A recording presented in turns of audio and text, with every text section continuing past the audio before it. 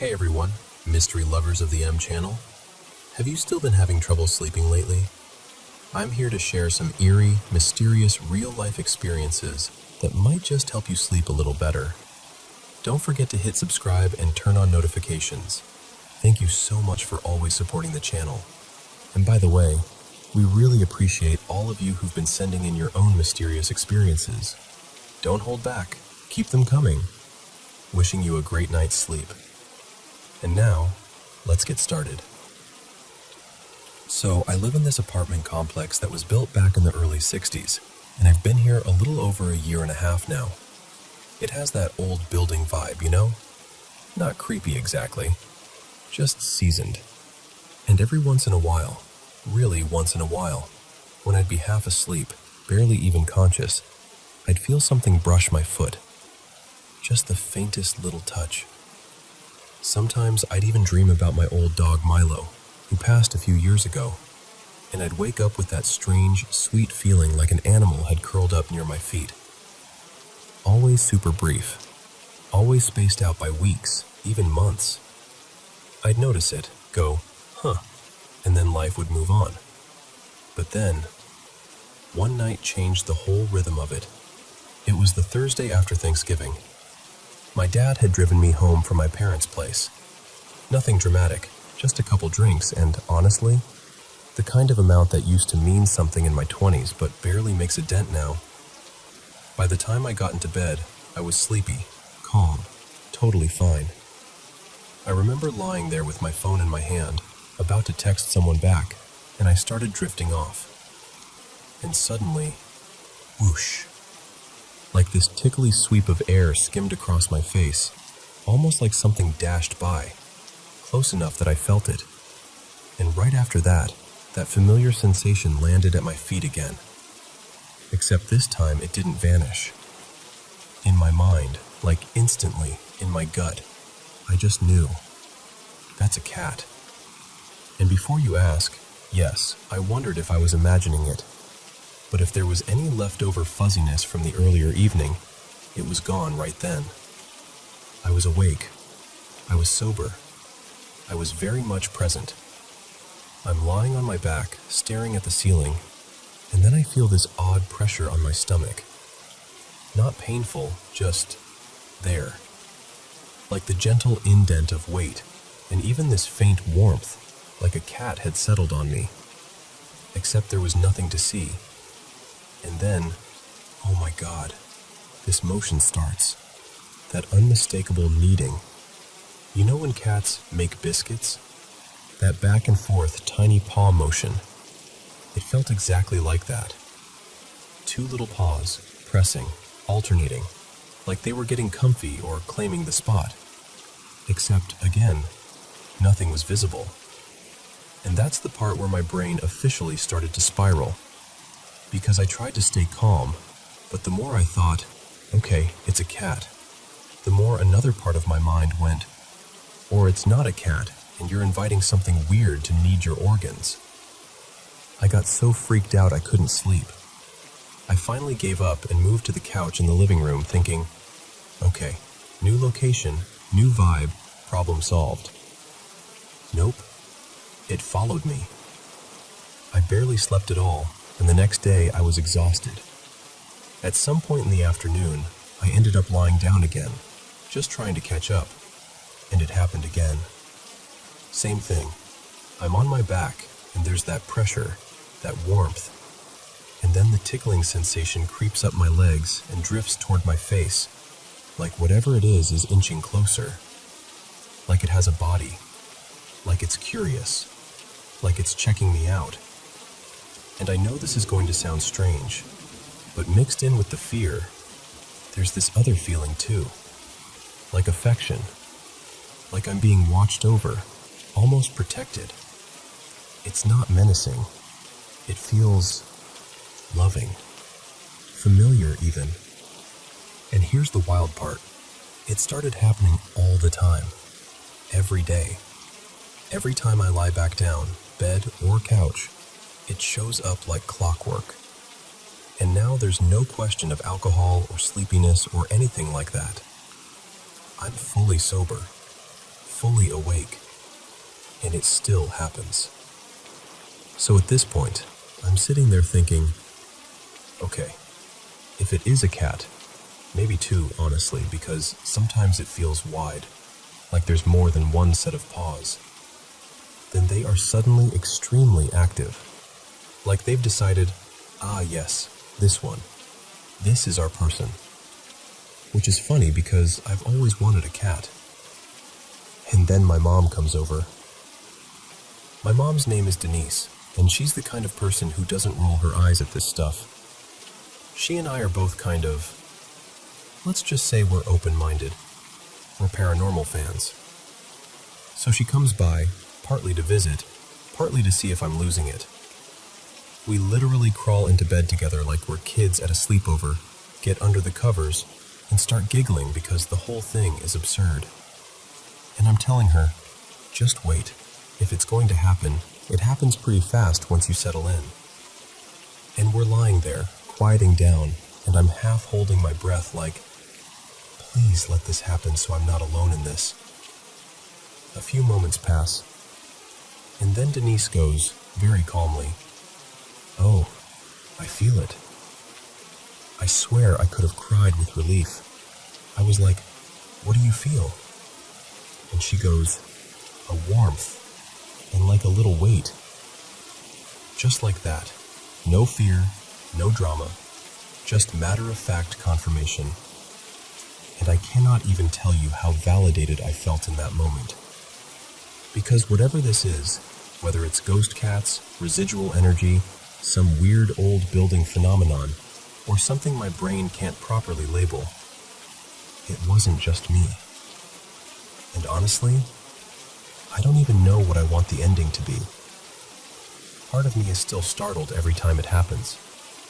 Part of me wishes they'd just curl up quietly and take a nap like normal cats. But another part of me, this soft, secret part, feels kind of lucky. Like somewhere in this old building, something decided I needed a little company.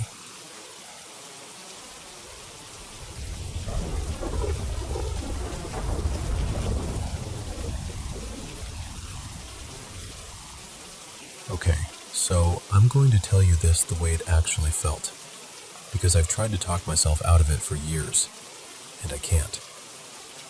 For most of my life, I was the kind of person who rolled their eyes at paranormal stuff. Like, sure, spooky stories are fun, but in real life, I always figured there was a normal explanation. But there's one night from when I was a kid that never left me. It was a long time ago, maybe 8 or 9 years back, when I was around 11. I remember being in bed, staring up at the ceiling, that weird in-between moment where you're not sure if you're drifting off or if you just woke up. The room was quiet, normal. And then I looked toward the window. Sitting in the windowsill was something. Not a person, not really. More like a shape, like darkness had weight and decided to fold itself into a body. It was crouched in this unsettling way, like someone perched for a jump. The closest comparison I can make is that comic book kind of pose, where the hands are down near the feet and the knees angle out wide, like it's balanced and ready. It didn't have a clear face, not eyes you could point to, but I swear to you it still looked like it was staring directly at me. And the emotion coming off it, God, it was so strong. Angry. Not just scary angry, but this sharp, hostile feeling like it hated that I could see it. I froze for a split second, then I just bolted. I ran straight to my parents' room and shook them awake, full panic, heart slamming, trying to explain through tears and stuttering. My dad, Ethan, got up right away, and my mom, Marisol, came with us. We went back to my room together, lights on. My parents scanning the window like they were going to catch a burglar. And it was gone. They did the parent thing, you know, bad dream. You were half asleep. Your imagination got you. And I wanted to believe them, I really did. But the problem was, I wasn't trapped in bed. I wasn't paralyzed. I hadn't been in a nightmare haze. I moved. I ran. I was awake enough to feel the carpet under my feet. So I kept that memory tucked away in my chest like a rock, heavy but hidden. Until recently. A few days ago, I was talking with my mom. Just a normal conversation, nothing spooky. And she mentioned something that made my stomach drop so hard it felt like the air left my body. She told me she'd gotten up in the night to use the bathroom. She said she was fully awake, steady on her feet, not groggy. And when she stood up, she saw someone sitting in the windowsill. Not a shadow, not a coat hanging, not a shape, maybe. A dark figure, a man-shaped presence, and she said it felt angry. Then she described the way it was sitting, that same crouched, perched position, hands down near the feet, knees angled outward, like it was balanced there, watching. And here's the part that made my skin go cold. She said it didn't have a face, like there was just nothing there, a blankness where features should be. She went to the bathroom, came back, gone. And the whole time she was talking, she wasn't trying to scare me. She was just confused, disturbed, like she needed to say it out loud to make sense of it. She'd completely forgotten about what I saw as a kid. I hadn't brought it up in years. But her description matched mine so closely, it was like we were reading from the same script. And before you say it, because I tried to say it too, this wasn't sleep paralysis. I've had sleep paralysis before. I know what it feels like to be trapped in your own body, to panic because you can't move. This wasn't that.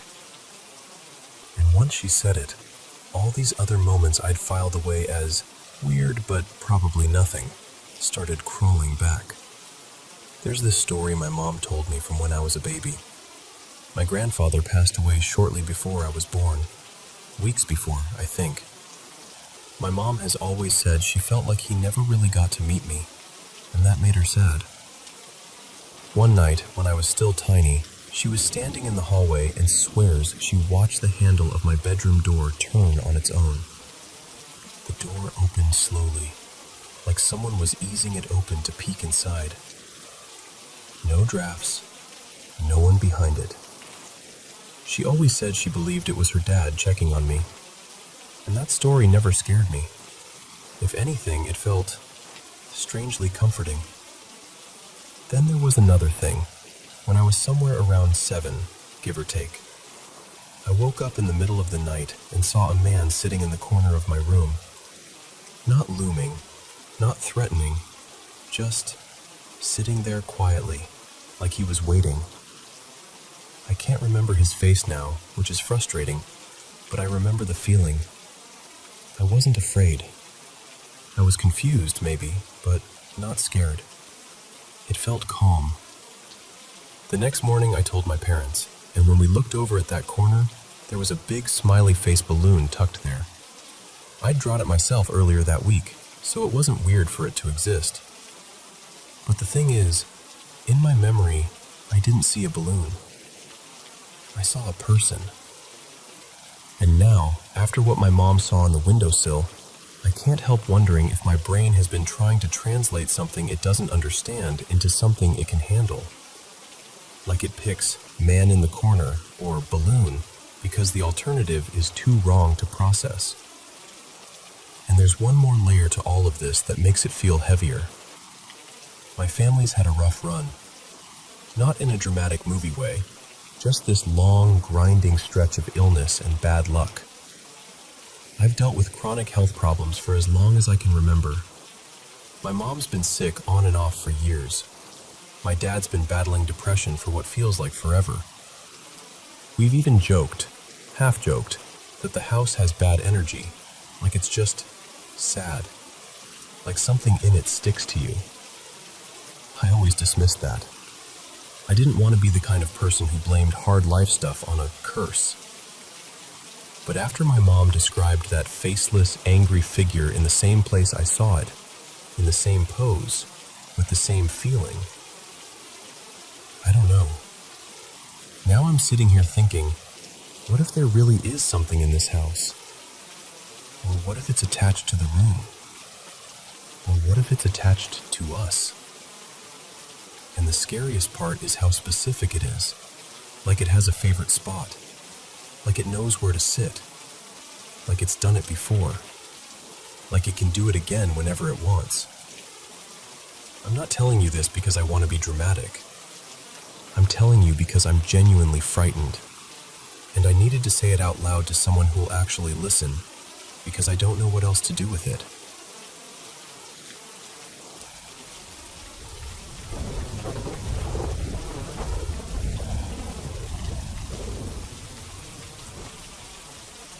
So, when I was little, it was just me, my mom, and my two sisters in this old 1930s place at the end of a quiet cul-de-sac. It looked like a normal family home from the outside. Small front garden, neat little row of neighbors, the kind of street where you'd hear kids kicking a ball around in summer. But inside, it never felt calm. My mom was with a man back then, Callum, and he had a temper that filled up the whole house. I grew up hearing shouting that would switch from slammed doors to the kind of silence that made your stomach twist. And it wasn't just him. My Aunt Denise would show up sometimes late and drunk, angry at everything and nothing. One of my sisters, Leanne, was older than me by years, and when she hit a rough patch with drugs, it was like living beside a storm, unpredictable, loud, and terrifying. Even as a kid, I didn't sleep in total darkness. I just couldn't. The dark felt crowded, like it held its breath and waited for me to relax. One night, when I was maybe 8 or so, I was sharing a room with my stepbrother at the time, Jamie. I had the top bunk, he had the bottom. I remember waking up and sitting up suddenly, like something had pulled me awake by the spine. And there, near the doorway, was this shape. Not a person exactly, but definitely male, medium build. And on his head, clear as day, a tall hat. Like an old-fashioned top hat. It wasn't fuzzy or dreamlike either. It was a solid, pitch-black silhouette that felt wrong in a way I still can't properly describe. Years later, I stumbled across people talking about the Hat Man, and my stomach dropped, because it matched what I saw so closely it made my skin prickle. But at the time, I didn't have a name for it. I just knew I was staring at something that didn't belong in my bedroom.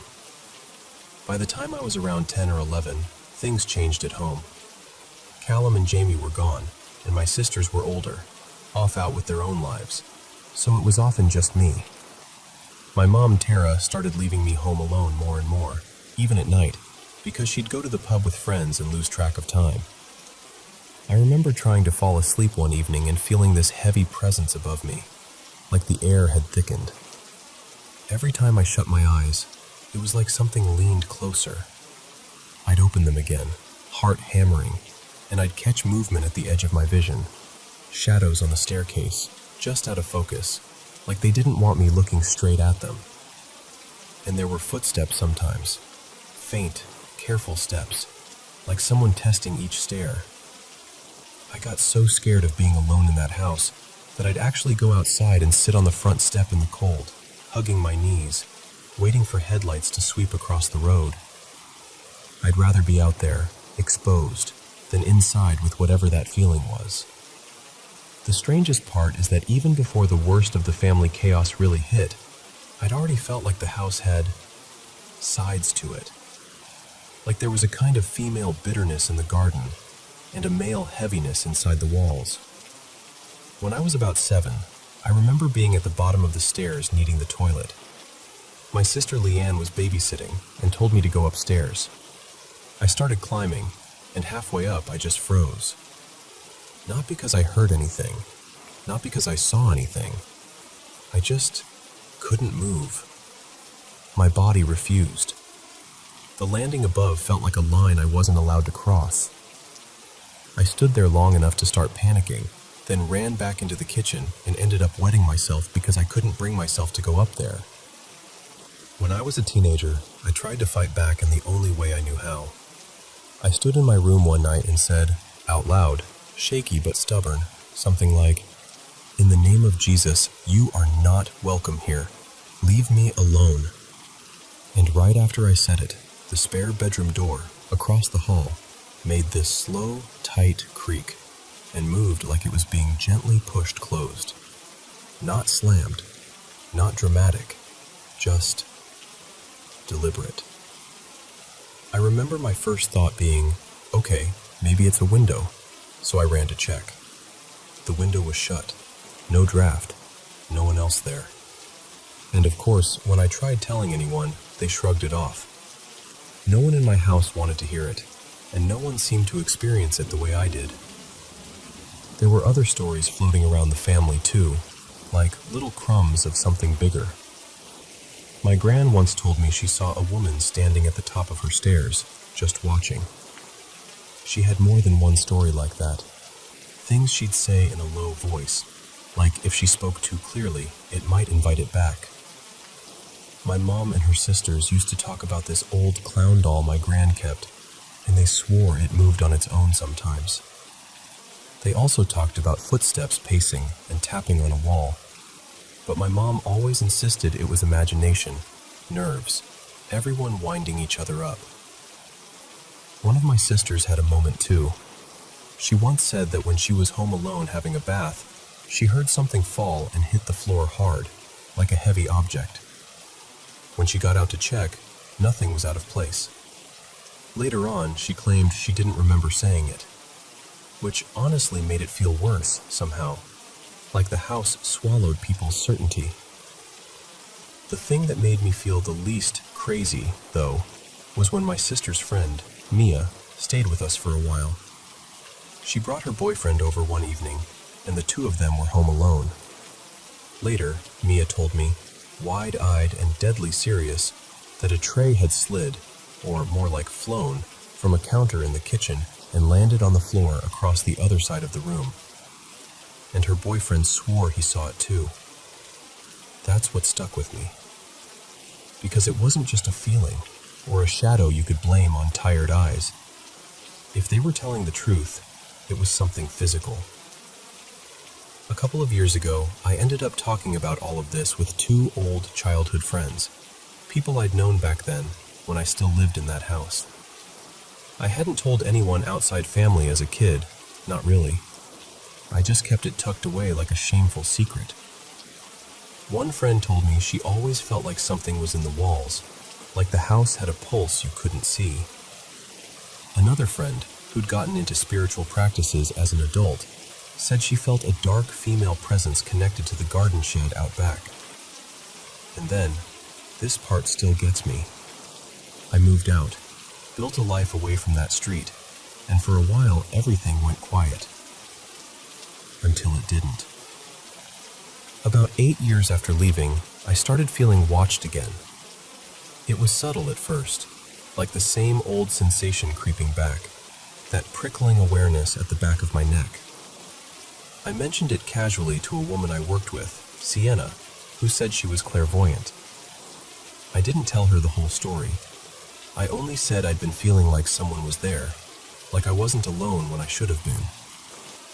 She looked at me and said, very calmly, that she'd sensed something around me for a while. She called it a negative attachment. She described it as sadistic, like it fed on fear and emotion. And the horrible thing is, it was exactly how I would have described it myself if I'd had the courage to say it out loud first. But then my dad went quiet and told me something that made my whole body go cold. He said that when he was a kid, he grew up rough, in care, moved around a lot. He used to see a male figure outside his bedroom window. A man-shaped shadow, watching. And when I described what I'd seen as a child, he said it freaked him out because it sounded the same. The thing is, I didn't grow up with my dad. We reconnected when I was 16, so it's not like I heard his story first and absorbed it. If anything, It felt like two separate puzzle pieces snapping together in a way I didn't want. And now, honestly, I still don't know what to believe. I'm older, but I still feel watched sometimes. I still can't fully relax in the dark. Part of me wonders if it's trauma, years of tension in a house that never felt safe, my brain wired to expect danger. Part of me wonders if it's something else, something that clung on, or something that runs in families like an echo. All I know is this. Even now, when the lights go out, there's a part of me that waits. Like I'm listening for the stairs. Like I'm still that kid in the front garden, watching the road, praying for headlights.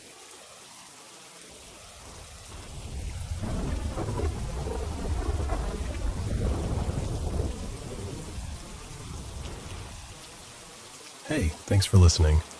I'm Elena, and this is one of those memories that never really leaves you, no matter how much time passes. So, when I was a kid, maybe 8 or 9, somewhere in that range, I had this experience that still makes my stomach tighten when I think about it. I've only ever met one other person who described something even remotely similar, which honestly is part of why it stuck with me so hard. It was late, and I'd already climbed into bed. I wasn't drifting off. I know I was awake. Our place was small back then, and my bedroom was basically tucked off the main area, so from where I was lying, I could see into the hallway and the kitchen beyond it. And then, out of nowhere, everything started vibrating. Not like a little shake. I mean violent. Like the whole world had turned into a buzzing, rattling machine. The mattress was trembling under me. My body was trembling with it.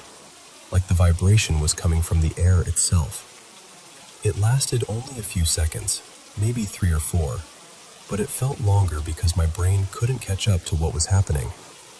That's when I looked forward, and I saw it. There was this shadow thing, right there in my line of sight. It didn't look like a normal shadow.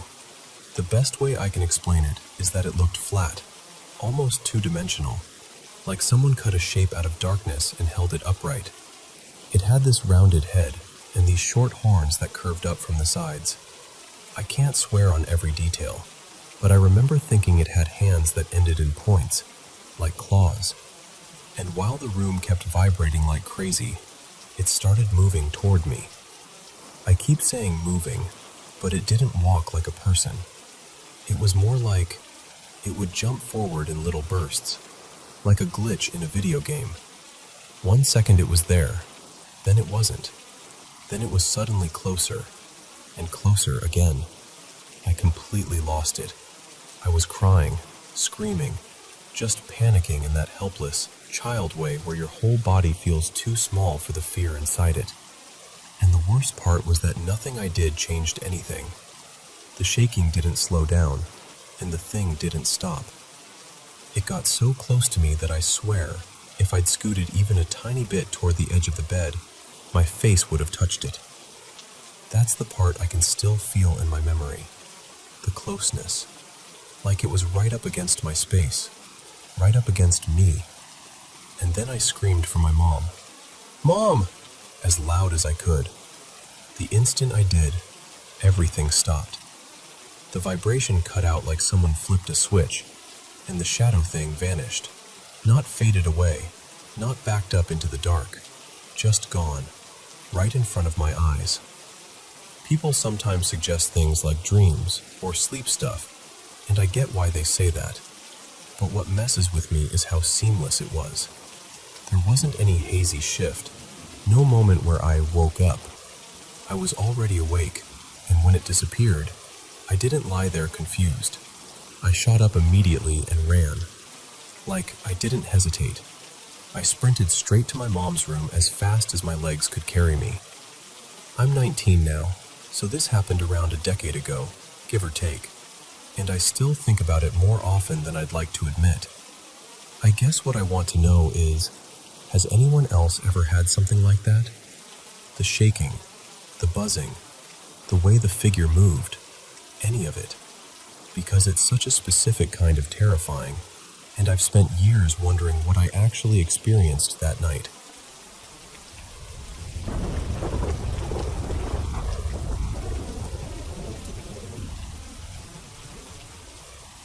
So, let me tell you about my mom's place. It's this big, creaky old house, something like 120 years old now, and I used to live there full-time for a long stretch.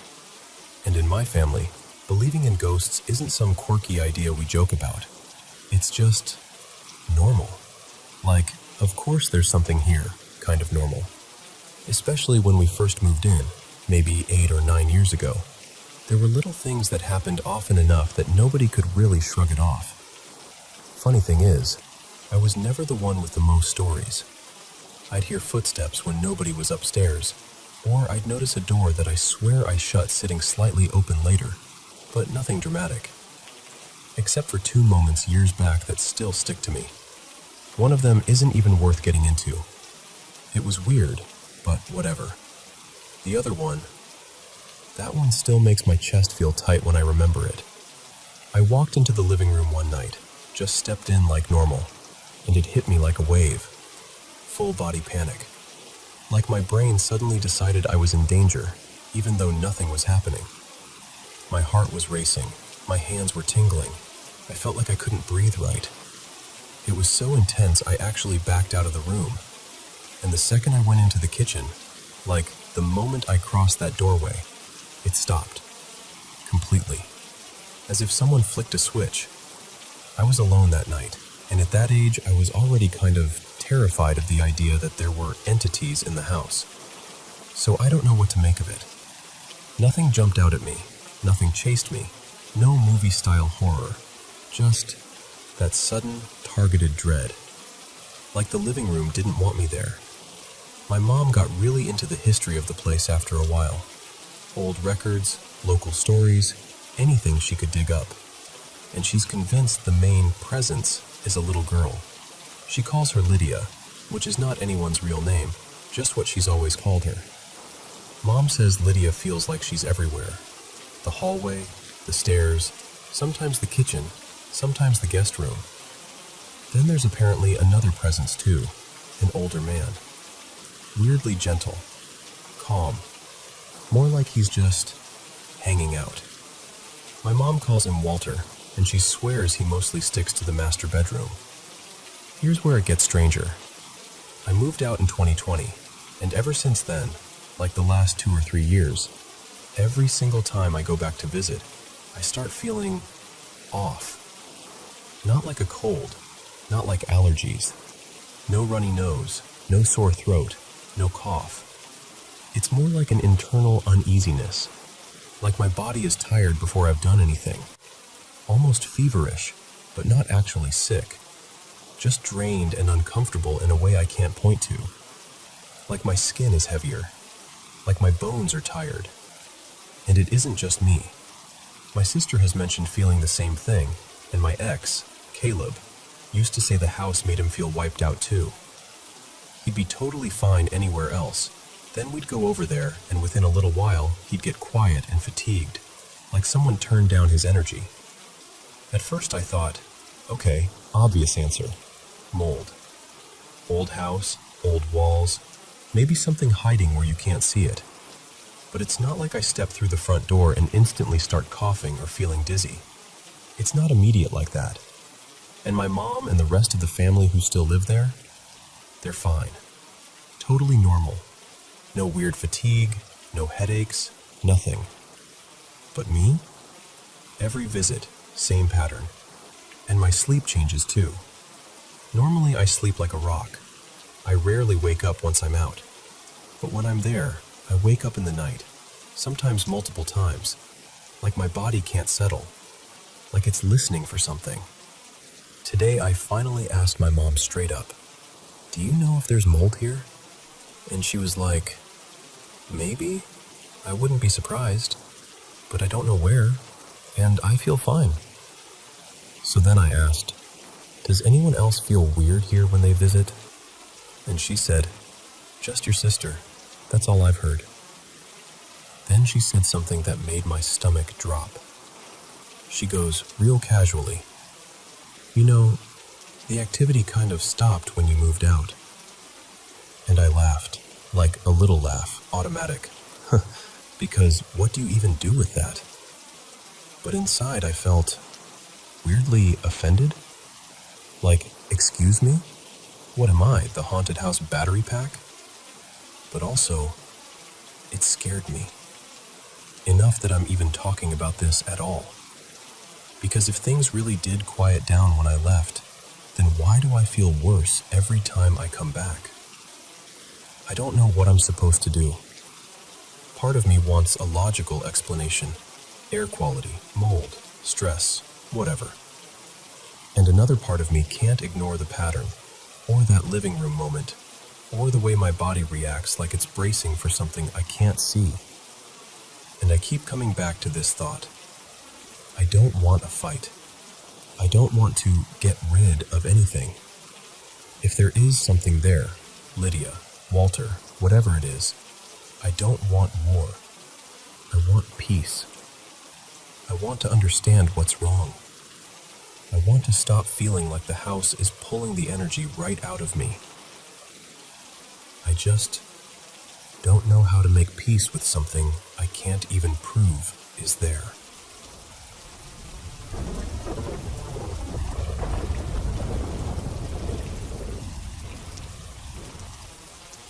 Hey, so this is something I didn't really talk about when I was a kid, mostly because I honestly didn't know it wasn't normal. When I was little, I used to get these strange moments, like I could sense someone right beside me when I was alone. Sometimes I'd hear a voice, like a quick whisper or a soft conversation, and then I'd realize there wasn't actually anyone there. And once in a while, it felt like something brushed my shoulder or pressed gently against my arm, the way a person does when they're trying to comfort you. The weird part is, it never felt threatening. If anything, I always felt safest in places that are supposed to feel creepy, like cemeteries. I know that sounds backwards, but graveyards always felt calm to me, like being wrapped up in a quiet blanket. Like I wasn't alone there. Like I was being watched over, in a good way. And then there was my childhood bedroom. That room had history. My mom told me it used to belong to my grandmother when she was young, and even as a kid, I felt like the room remembered people. The air felt heavy sometimes, but not in a bad way, more like it was full. One night, I went to sleep, and it was one of those rare sleeps where there were no dreams at all. Just darkness, stillness, peaceful. Then I woke up, like my body snapped awake before my mind even caught up. That almost never happened to me. I'd wake up sometimes, sure, but not like that. Not with that sudden spike of fear, like my heart was shouting, "Get up, get up, get up!" I stared into the dimness of my room, trying to make sense of why I felt so panicked. And that's when I saw him. Right near the closet, just outside the doorframe, there was this tall figure. Not a person exactly, more like a shape cut out of the darkness, darker than the darkness around it. He didn't move. He just stood there like he'd been waiting. And then I saw his eyes. Not glowing like a flashlight or anything, just this deep, unnatural red, like two embers. And I noticed something else that made my stomach drop. One arm was missing, gone from just below the elbow, like it ended too cleanly to be an accident. I remember pulling the blanket up so fast it nearly covered my nose, like that was going to protect me from whatever I'd just seen. And I started whispering to myself. Stupid little calming phrases, anything to keep myself from crying. I told myself it was just a trick of sleep, just shadows, just my brain. Eventually, I fell asleep like that, curled up tight, barely breathing. The next morning, I ran downstairs and told my dad. He didn't laugh exactly, but he wasn't scared either. He just kind of nodded like I'd told him I had a weird dream. Then he said something I'll never forget. He goes, "That sounds like your great-great-grandfather, Owen." And I was like, "What?" My dad walked to the hallway closet and pulled something out. An old prosthetic arm, the kind with worn straps and a faded, almost antique look to it. And the way it was built, it started right below the elbow, right where the figure's arm ended. I stood there staring at it for what felt like forever.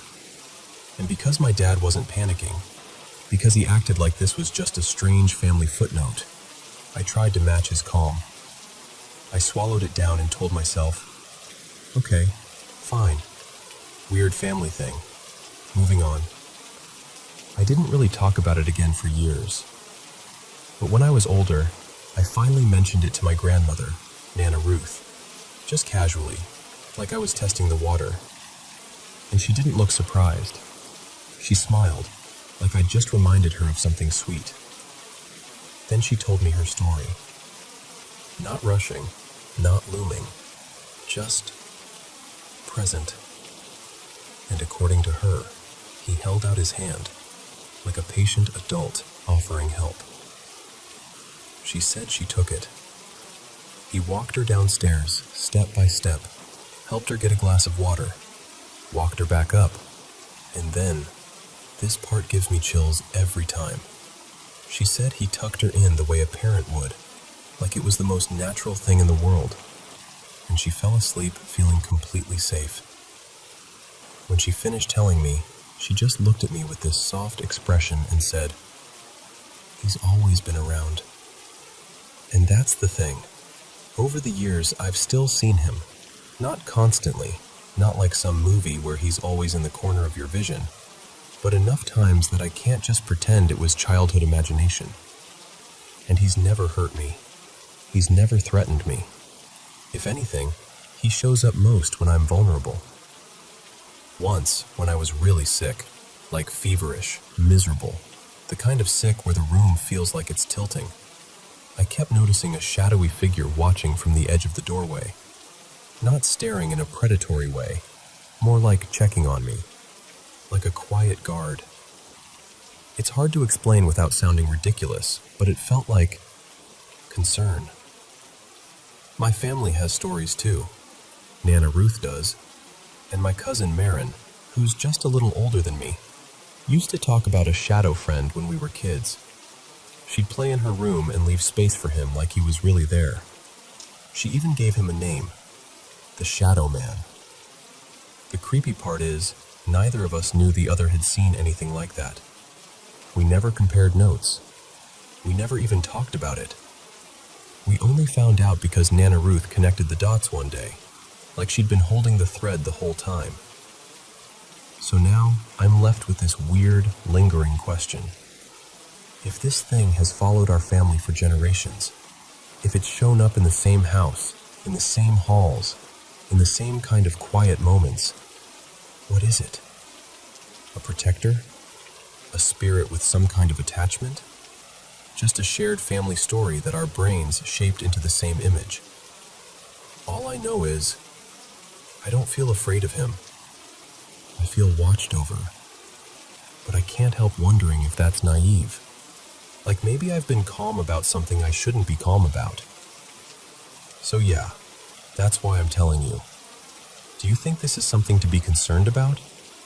Or does it sound like whatever this is, it's been trying to take care of us?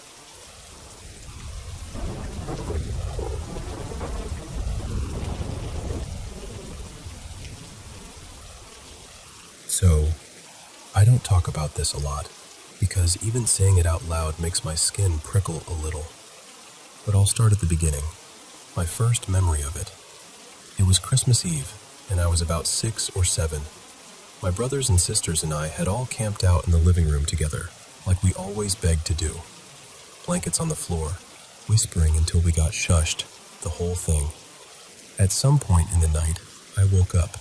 One of those half-awake moments where the room feels too quiet, like it's holding its breath, and I saw something moving down the hallway.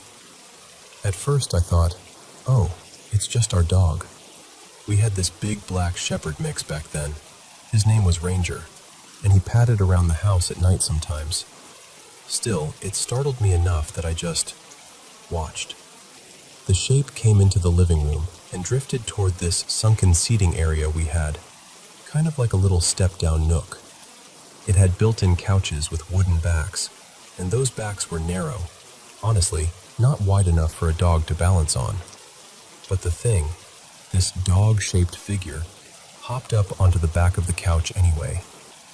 Not clumsy, not scrambling, more like a cat, smooth and weirdly precise. And then it perched there, completely still, like it had done it 100 times, just watching all of us sleeping. That's when the dread hit me, like someone poured ice water down my spine. I remember my chest tightening, my eyes stinging, and then I started crying, quiet at first, then harder. I squeezed my eyes shut and just stayed frozen under my blanket until I eventually fell asleep again. For years, I tried to write it off as a nightmare. Except, later, when I brought it up, my siblings all went, "Wait, you remember that?" They didn't see what I saw, but they remembered me crying and being absolutely terrified in the middle of the night. That part was real. The next time was in high school. I woke up suddenly, and the first thing I saw was a shadow in the corner of my room. And my room was on the same floor, down the same hallway where I'd seen that dog-shaped figure when I was little. I remember staring so hard my eyes watered, trying to make my brain explain it away. A jacket? A chair? One of my sisters messing with me? I cycled through every excuse like I could force it to become normal. But the longer I looked, the more wrong it felt. The outline was dog-like, but the joints, this is the part I can never quite explain without sounding ridiculous. The joints looked human, like the way an arm folds or a knee bends. It was sitting there in a way that reminded me of a person crouched low in the corner, except it had the shape of a dog, and it felt like it was watching me. After that, it started happening more often, waking up with that heavy, someone's here feeling, catching shadows that didn't make sense, nights where I barely slept.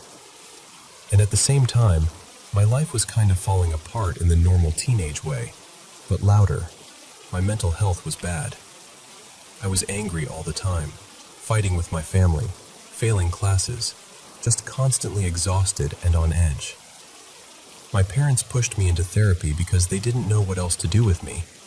And honestly, I didn't know what to do with me either. There's one night that stands out more than the rest.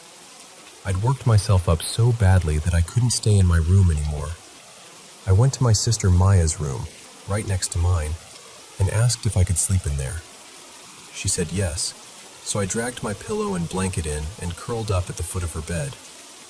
And I slept great. No weird feelings, no shadows, nothing. That night was bright because the moon was full, and our back doors had big glass panels, so the house always caught shadows, tree branches moving, sometimes the animals in the yard if they wandered close enough. So I told myself, if I see something, it'll probably just be that. I stepped out of my sister's room into the hallway, clutching my blanket and pillow, and I froze so hard I swear I forgot how to breathe. I hadn't even seen anything yet. This was pure instinct. The hair on my arms lifted. The back of my neck went hot and tight. My body just locked up like it knew before my brain did. From where I stood, I couldn't see all the way down the hall, but I could see the wall that led into it. And on that wall, sliding into view, was the shadow of a dog, walking. The shape was unmistakable. The legs moved in that steady, casual way like it was just approaching, like it belonged there. And here's the thing. Our dog, Ranger, had been gone for months by then. I tried to reason it out anyway. A tree shadow, an animal outside, something passing the glass door. I tried so hard to make it be something normal, but the shadow kept getting closer, and it started to shift and shrink in a way that didn't match anything outside. It wasn't moving like a distant shadow from the yard. It was moving like whatever was making it was coming down the hallway toward me. Right before it would have rounded the corner into view, I snapped out of it. I bolted back into my sister's room, flipped on the light, and shook her awake. I was shaking so badly I could barely get words out. I didn't even know how to explain what I'd just seen, only that I couldn't go back out there. The next morning, I told my mom, and she didn't laugh. She didn't roll her eyes. She just got this tired, serious look and said something like, "I'm not surprised. When we were younger, your Aunt Leanne used a Ouija board in that part of the house. I've always felt like something lingered." That made my stomach drop, because I hadn't told her about the Christmas Eve thing. I hadn't told her about the corner shadow. She just already believed it could be real. After that, I told my other sister Tessa, and she went quiet, then admitted she'd always felt watched too, especially from the loft area in her room. And then she told me something that honestly freaked me out almost more than my own stories.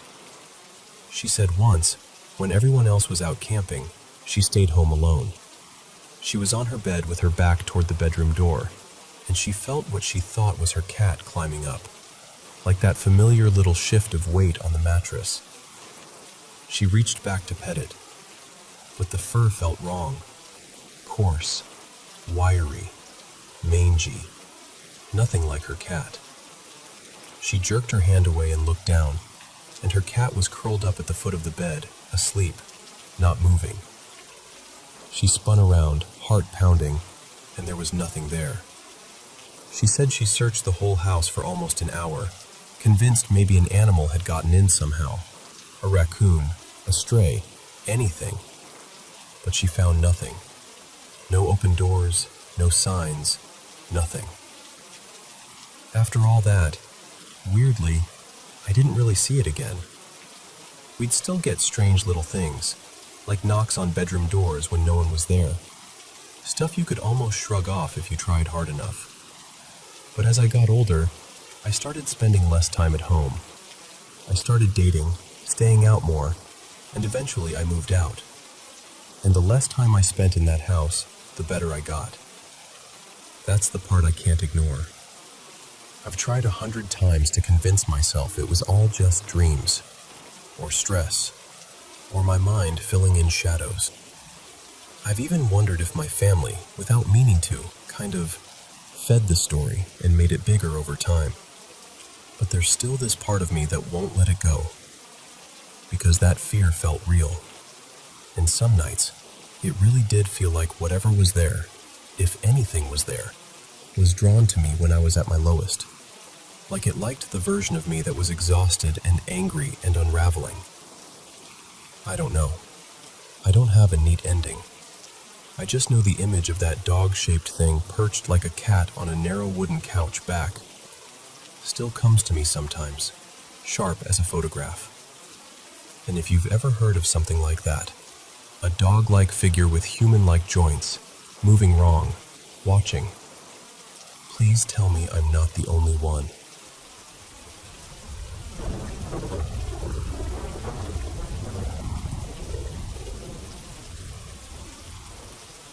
So, I've always been that kid, the sensitive one, the one who notices everything.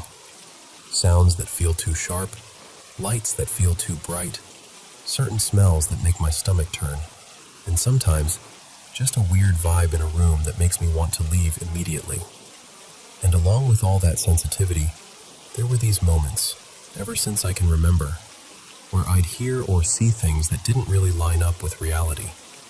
The very first thing I can clearly pull up in my mind happened when I was tiny, like preschool tiny. I was on the floor in my bedroom, playing with this little plastic triceratops I was obsessed with, and I hear someone outside my window call my name in this soft, sing-song voice. Sweet, affectionate, the way a parent calls you when dinner's ready. It was so warm and familiar that I didn't even hesitate. I remember popping up, leaning toward the window and going, "Yes?" all cheerful. And there was nobody. Nothing. Just quiet. Now the weird part? My name back then was uncommon. Not unheard of, but rare enough that I barely ever met anyone with it. So it wasn't like the neighborhood was full of kids getting called in for snacks. It felt aimed at me. A few years later, maybe I was 8 or 9, we moved because my stepdad's job transferred him. New area, new house. And it wasn't one of those creaky, ancient places with a dramatic attic and scary family legends. It was bright, modern, clean lines, big windows. The kind of house where you'd think nothing spooky could stick. But almost immediately, kid me became convinced there was someone upstairs who wasn't part of our family. Not a monster, not evil, just there. Like a presence that didn't belong to us, and didn't care that I noticed it. I didn't know what else to do, so I tried to be polite. I'd say hello when I walked past the stairs. Good night. Goodbye when I left for school. Like, hey, I see you. Please don't make this worse. And then, honestly, the hardest part started. I watched a scary movie at a sleepover, or maybe it was at home. I don't even remember anymore. And it rattled me in a way I didn't expect. You know how people say, it's just a movie, you'll forget it in a few days? Yeah, not me. That fear didn't fade. It grew. Nights became this whole ordeal. I'd lie in bed with the lamp on, heart thumping, and this heavy dread would settle over me like a blanket I couldn't throw off. Sometimes I'd see shapes, thin, almost see-through silhouettes, moving through my room even when I could clearly see everything around me. Like they weren't hiding, like they didn't need to. When it got too intense, I'd creep into my mom's room and ask if I could sleep next to her. And she'd let me, because she's my mom, and she wanted me to feel safe. But here's the part that still makes my skin prickle a little. Even next to her, it didn't fully stop. A couple of times, I'd hear that same sing-song voice again, calling my name like it was coaxing me. And hearing it while I was curled up beside my mom sent me straight into panic, because it made me realize something. Whatever it was, it didn't care where I was sleeping. And then there was this other thing that happened too. These strange wake-ups that weren't really wake-ups. Like I'd open my eyes, and I'd know I was conscious, but my body wouldn't cooperate. I couldn't move. I couldn't speak. And sometimes I'd get this sensation of drifting upward, floating, like I was lighter than air. Then I'd struggle, like fight to come back, and suddenly it felt like I'd drop from somewhere high above, falling fast, and I'd slam right back into myself. But around 12 or 13, something shifted. I can't even tell you what changed. Nothing dramatic happened, no big revelation. But suddenly, I could sleep without a light on. Nights weren't perfect, but they stopped being a nightly horror show. After that, the experiences became occasional. Maybe once in a while I'd wake up and feel that familiar dread, the strong impression that something was in the room with me. But I wasn't the same little kid anymore. I'd grown. I'd adapted. So I taught myself a trick, kind of a mental reflex.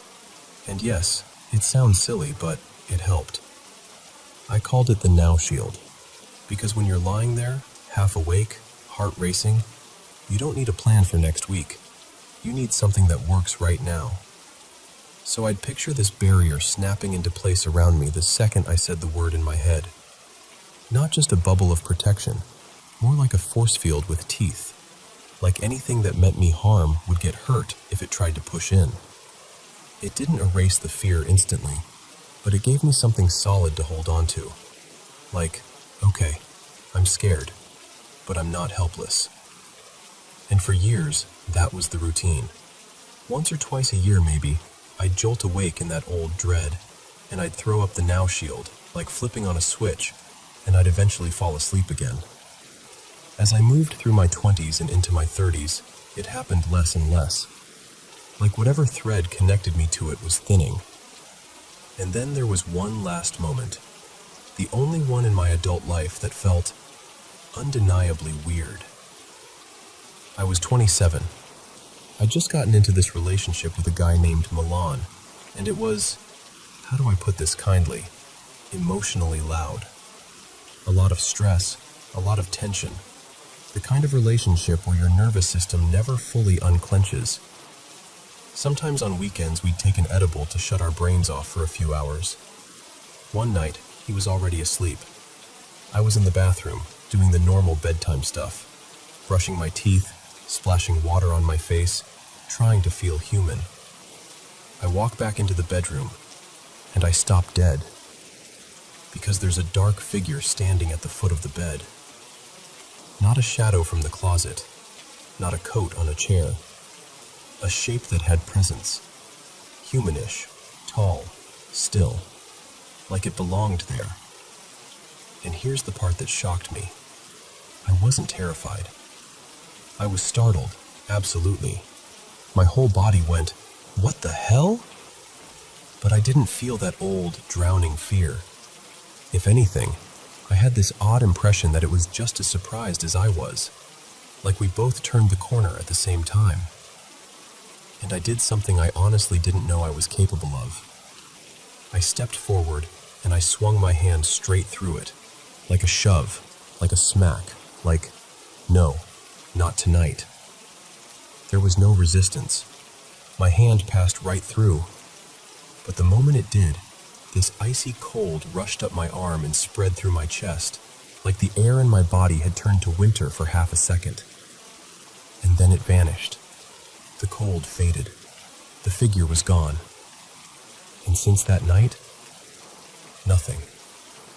No sing-song voice, no dread, no shapes, no floating falling wake-ups, no need for the now shield. Just quiet. And I don't know what that means. I don't know if it was my brain, my stress, the edible, the house, my nervous system, something spiritual, something psychological, maybe a tangled mix of all of it. But what I do know is this. For the first time since I was a kid, the night finally felt like it belonged to me.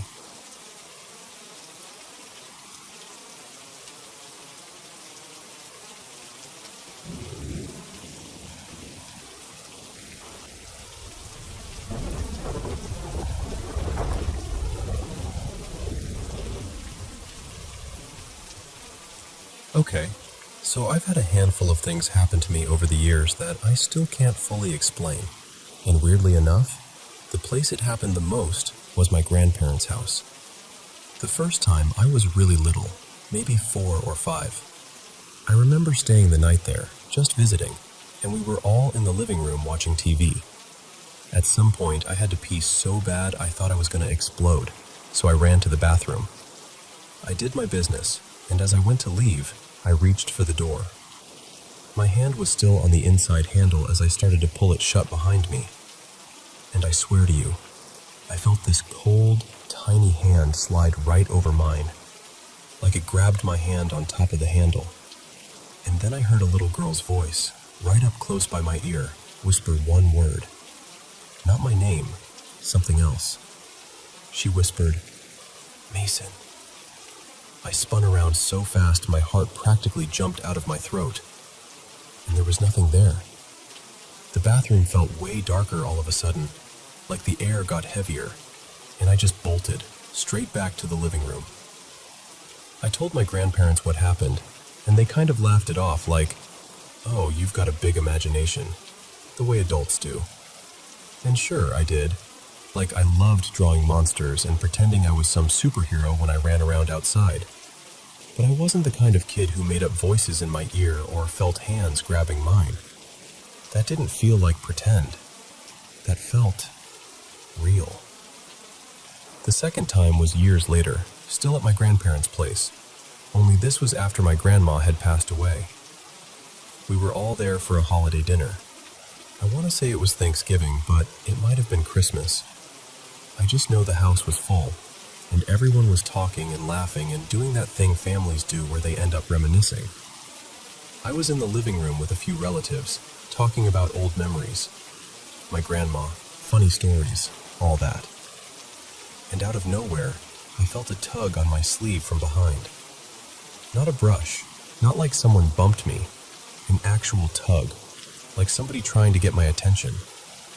I turned around, expecting to see my little niece, Ava, messing with me. But nobody was there. I could see into the hallway. Nobody behind the couch. Nothing. I told myself it was probably nothing. Maybe my shirt snagged on something. A few minutes later, it happened again. Harder this time, like a real pull. This time I whipped around immediately. Like the second I felt it, I turned. And again, nothing. No one close enough to have done it, and Ava was right in front of me on the floor playing with a toy, totally focused, not even looking my way. So I did the awkward thing and asked around like, okay, who's messing with me? Everyone swore they weren't. No jokes, no laughing, no gotcha. Just genuine confusion.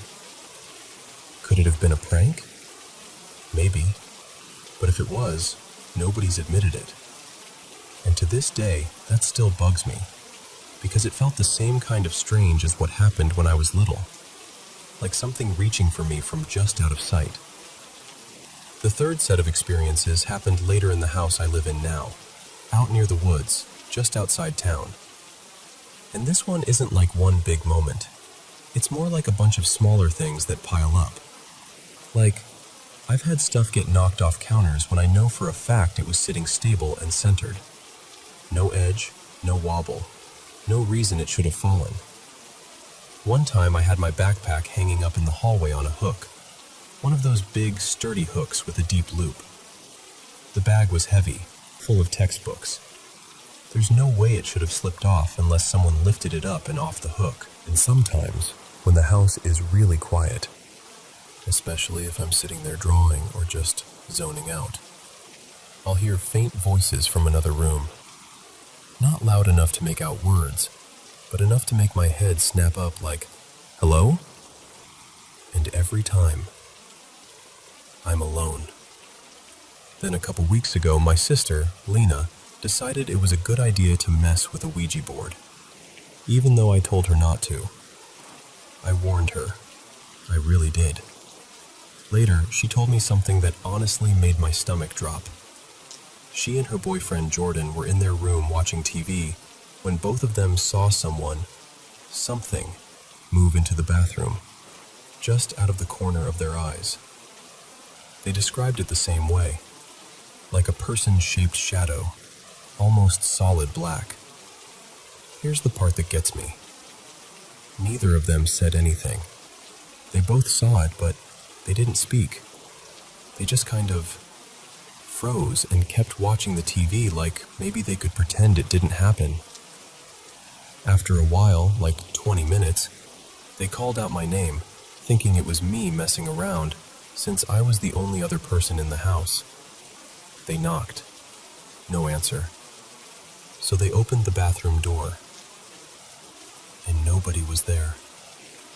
That's when they finally admitted to each other what they'd seen, and apparently they both described the same thing without prompting. They came to my room freaked out and asked if I'd gone in there. I told them no, and yeah. They were spooked after that. Honestly, so was I. And then there's one more story. This one didn't happen to me, but it happened to my brother Caleb a few years back in this same house. He got really sick, like dangerously sick. He's okay now, thank God. But he told me that when he was at his worst, he was outside on the back porch throwing up, barely able to move, just drained and shaky. He looked out toward the pasture behind the house, and he said he saw 3 figures come out from the tree line. 3 tall shapes, all dressed in black. And he said their eyes looked huge, dark and wrong, and their mouths were wide open, almost like those horror masks, except he swore it was like human faces, just twisted and withered. He said they just stood there staring at him. He forced himself up, stumbled back inside, and looked out through the window. And they were gone, like they were never there. Now, I don't know what to make of that one. Part of me wonders if he was hallucinating because he was so sick. But it still messes with me, especially with everything else that's happened in this house. So yeah, that's basically the collection of weird stuff that's happened to me and my family. I'm not sitting here claiming I have all the answers. I don't. I just know what I felt, what I heard, what I saw, and it didn't feel like, oops, coincidence in the moment. I'm a Christian, so I pray over my home and my family. And we're okay. We're living our lives. Nothing's dragging chains down the hallway every night or anything like that. But looking back, it still gives me chills. And honestly, more than anything, it makes the world feel bigger. Like there's more going on than we can easily explain. Maybe it's spiritual. Maybe it's the brain playing tricks. Maybe it's coincidence stacked on coincidence. Believe me or don't, either way is fine. I just wanted to share it because it's strange, it's spooky, and it's been sitting with me for a long time.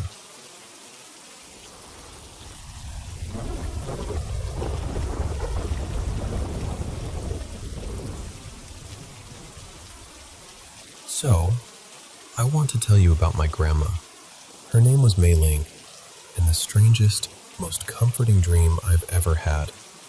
It started in late September 2024. At first, we didn't even realize something was seriously wrong.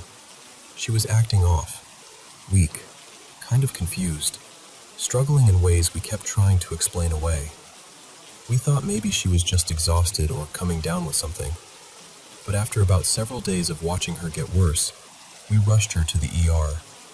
She ended up staying in the hospital for weeks, and during that time, she was put on a ventilator more than once. Each time they had to do it, it felt like we lost a little more of her. When she'd wake up again, it wasn't really her the way we knew her. Her speech started slipping away, and she couldn't stay awake long. It was like her body was still fighting, but her mind was getting pulled farther and farther from us. The last time they put her on the ventilator was overnight, going into the start of the week. And what made it so brutal was that she'd actually seemed a little better in the days before that, like maybe she was turning a corner. So when it happened again, it hit us like a wave. Just pure shock. I remember being at work when my dad, June, called me. I stepped out, sat in my car during lunch, and I just broke. Like that ugly, can't breathe kind of crying. Then I wiped my face, walked back in, and pretended I was functioning. You know how people do that when they don't have a choice. That night I went to see her. There wasn't much to say, or do. She was lying there, ventilator, quiet, unresponsive. The room felt heavy, like the air itself was tired. I went home, got ready for bed, and fell asleep almost immediately. And then I had this dream. In the dream, I'm back at the hospital, and it starts with me riding the elevator up to her floor. I can still picture it, like I'm actually standing there, watching the numbers climb. The doors open, and I step out, and everything is so familiar that it feels real. I turn the corner, walk down the hallway, and go straight to her room. When I walk in, she's sitting up in the bed, and she looks like herself. Not like the version I'd been seeing in the hospital. Her hair is neatly brushed. Her face looks warm and awake. There are no tubes, no IV lines, no medical restraints, no compression socks, none of it. Her eyes are bright, like the way they used to be when she'd tease me or laugh at something on TV. And she's smiling at me. Really smiling. We only ever spoke Chinese together, so in the dream she speaks to me in Chinese, like normal, like nothing ever happened. And she says, so gently, something like, "Don't be scared anymore. I'm going to be okay. Everything will be okay. You don't have to carry this worry for me." And that's it. The dream just ends, like someone turned off a light. I woke up so confused, because I don't usually have dreams like that. Most of my dreams are chaotic and ridiculous. like my brain throws random nonsense at the wall and calls it a night. But this one was different. It was clear, calm, detailed. It felt like a real visit. The next day I told my dad about it. We went to see her earlier than I could, and he said she still wasn't responsive. He didn't stay long because it was just hard. And after work, even though I was exhausted and honestly didn't want to go, because going there every day was wearing me down, I went anyway. I couldn't stand the thought of not showing up. When I got there, her body felt cold in places. I remember holding her hand and realizing how quickly someone can feel like they're slipping away. Like you're watching it happen and you can't stop it. And I know people can explain dreams a million different ways.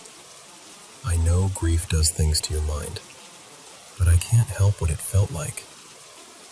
It felt like she came to me on purpose.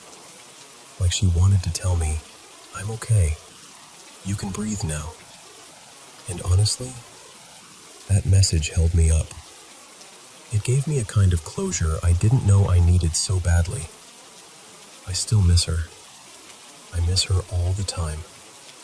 But I'm grateful, so unbelievably grateful, that I got one last moment with her, even if it was in a dream.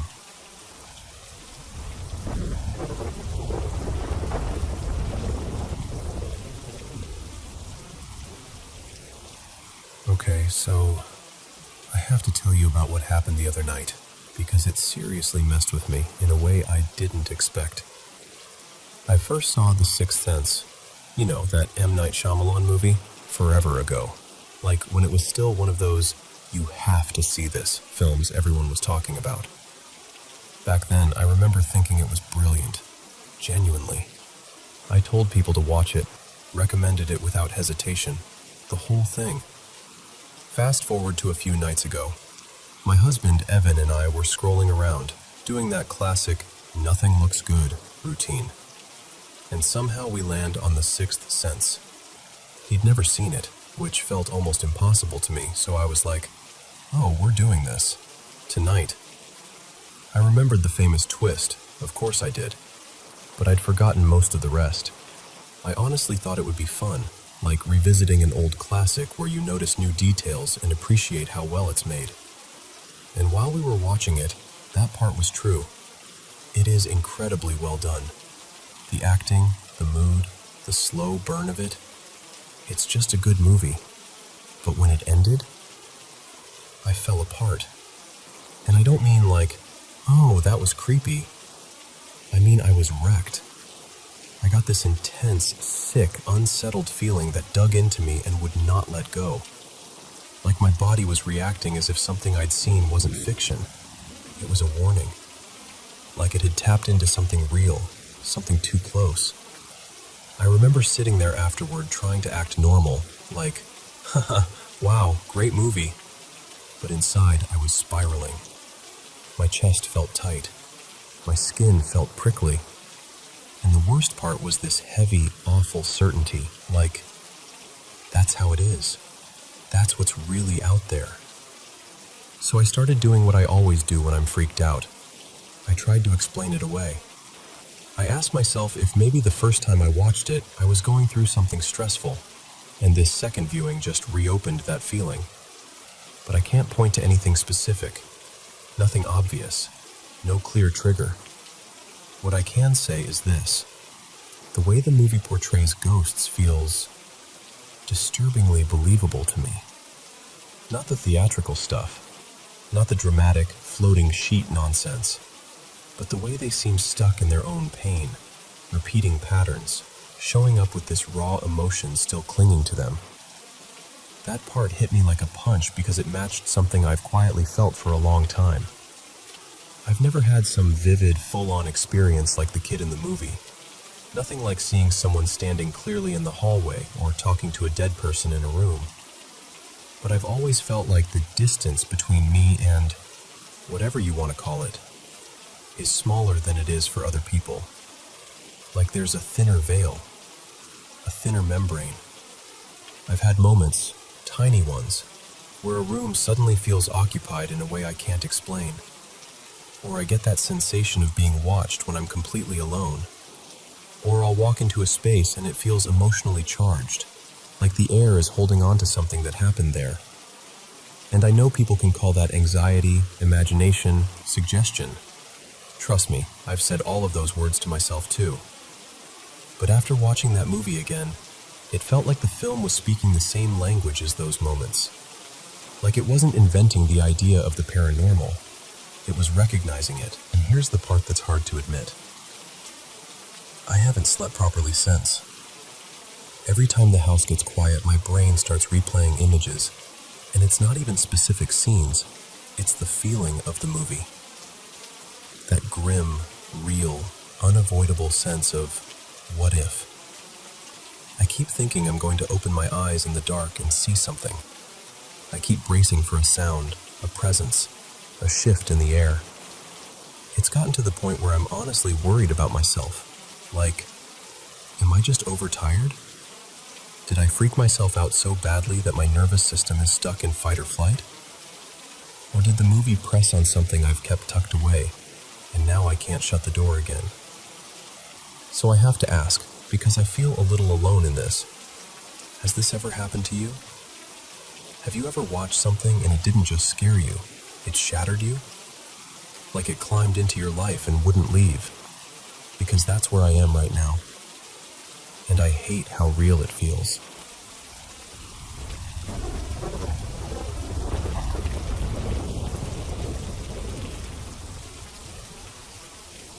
Hey, thanks for letting me share this. It's been years since I've talked about what it was like growing up with whatever was in that old house. I'll say haunted just because it's the easiest word, but honestly, I still don't know where the line is between ghosts, weird phenomena, or something our brains can't neatly label. I just know what my family and I saw, heard, and lived through, especially from the mid-90s onward, when it started happening so often that it almost became part of the rhythm of our days. And I'm telling you all this for a couple reasons. One, I'm still trying to make sense of it. Two, I want to know if anyone else has been through something like this. And three, if I'm being really honest, some nights when I'm alone in the dark, I still get that familiar fear, like the air could shift and I'd be right back there again. I'd love to believe it was tied to that place and that it's not something that could follow me, or my kids. So, quick background. I was born in 1981, and we moved into this creaky farmhouse when I was about 4.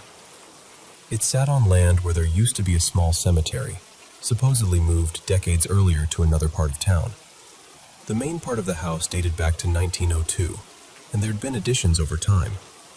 The kind of house where every hallway creaks like it's clearing its throat. I was the oldest, girl, and I had 2 younger brothers. I'll call them Owen and Jude.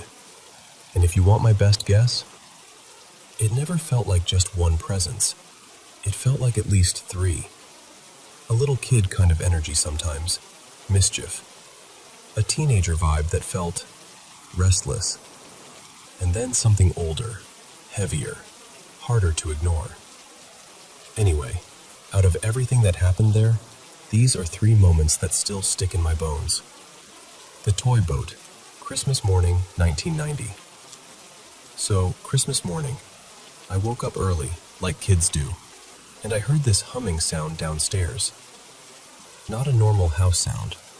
Not pipes, not the heater. A steady, mechanical hum. Back then, being the oldest meant I was basically the second parent whenever the adults were asleep. So my first thought was, those boys got up and started playing without me. I marched down the hall toward Owen and Jude's room, already annoyed, ready to catch them in the act. But when I pushed their door open, both of them were out cold. Little kid sprawls, totally asleep. And the second I stepped back into the hallway, I heard the humming again. So I walked to the top of the staircase and looked down into the foyer. And I swear to you, without any hesitation, like it had intention, a little toy boat was gliding across the floor by itself. Not wobbling, not drifting, sliding like it was on a track. It went from one side of the foyer to the other and out of view. I just stood there, frozen. Then it came back the other direction. Same smooth motion, same hum. On the third pass, I took one step down, and the stair creaked under my foot. The boat stopped, like it heard me. It stopped dead in the middle of the entryway, right under the staircase, as if it had been caught. I made it halfway down before my mom suddenly leaned out from the hallway below, sharp and urgent, and said, "Stop! Don't come down!" I nearly fell through my own ribs. She scared me so badly I sat down right there, clinging to the banister. My parents came out together, went right to the boat, picked it up, flipped every switch, tried everything. Nothing. No hum, no movement, no power.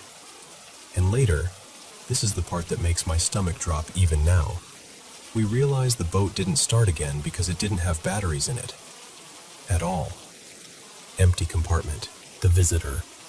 Late summer, 1993. This one is harder to tell. It still makes me feel small. It was about a month after my 12th birthday, and we were in the middle of this awful heat wave. The house held heat like a trapped animal. That night, I brought a glass of water to my room and left it on my nightstand because I kept waking up thirsty. I don't know what time it was, but I woke up suddenly, wide awake, with this pressure on my legs. Like something heavy had settled across my shins. I blinked and looked down, but I couldn't see anything. And then that pressure started moving. Slowly, crawling upward. It slid up my body, and then, in this terrifying, deliberate way, it pinned my wrists down beside my head, like hands holding me, but invisible. I tried to scream, like I really tried, but no sound came out. My mouth opened, my chest strained, and it was like the air refused to carry my voice. I fought, I thrashed, and whatever it was shook me, hard, against the mattress. Not like a dream, not like a twitch. Violent, controlled motion. For one panicked second, I thought, earthquake. I grew up in California, so that fear is wired in. But then I looked at the glass on my nightstand. The water was perfectly still. No ripple, no tremble, which meant it wasn't the room shaking. It was me. Somehow, pure adrenaline, pure survival, I broke free enough to finally get sound out. I screamed. And right after that, Owen screamed too. My parents came rushing, and all of us met in the hallway near the stairs. We could hear Owen crying from inside his room. When we got to him, he was sitting up in bed, shaking, sobbing so hard he couldn't breathe right. And what we pieced together, over that night and into the morning, was this. My scream had woken him up. He sat up, confused, and then he saw a dark figure rush past his doorway from the direction of my room. And as it moved through, it turned, just briefly, and he said it looked right at him. Then it went through his room and straight out through the wall, like the wall wasn't even there. That experience messed him up for weeks. He started stuttering afterward, just from the shock of it. And me. I couldn't stand sleeping alone. I slept in my brother's room for months after, squeezed into a bed with Jude, because the thought of whatever had been on me, I couldn't bear it. I still can't, honestly. The Shadow, 1995. By the time I was 14, I'd lived with enough weird that I wasn't as easily startled. But this night was pure primal fear. I woke up with that unmistakable feeling of being watched. You know what I mean? Like your body recognizes eyes on you before your mind catches up. I was lying on my side with the blanket pulled up, and I could feel something behind me, near my shoulder, and also this sense of presence at the foot of my bed. I wanted to roll over. I couldn't. It was like fear had glued me in place. After a few seconds, maybe longer, Time does strange things in moments like that. I forced myself to sit up, and there it was. A shadowy figure standing about 3 feet from the foot of my bed. Not huge, roughly my height, maybe 5 foot something. Human-shaped, but not detailed. Like darkness that had decided to take a person's outline. I stared at it, heart hammering, and something in me snapped, like I was tired of being hunted in my own room. So I yanked my feet back out of reach and I told it, out loud, to get the hell out of my room and never come back. And the craziest part? It listened. It didn't rush me. It didn't react with anger. It just sank. Like wax melting. Like ink soaking into paper. It faded straight down through the floor and vanished. And I sat there shaking, thinking, did that really just work? Her words were so clear, I can still hear them exactly. There's something black coming through the ceiling. And yeah, my parents' bedroom was directly beneath mine. So whatever had been standing at the foot of my bed wasn't just in my room. It was moving through the house like it belonged there. That farmhouse gave me a whole childhood full of moments like that. Those are just 3 that stayed sharp, but there were so many more. And I guess what I'm asking you, if you've made it this far, is, does that sound like ghosts to you? Or something else? And if you've lived through anything like this, please tell me. Even if it's just to say, yeah, I believe you. Because part of me still wants to know it was tied to that place, and that it can't reach out from the dark and find us again.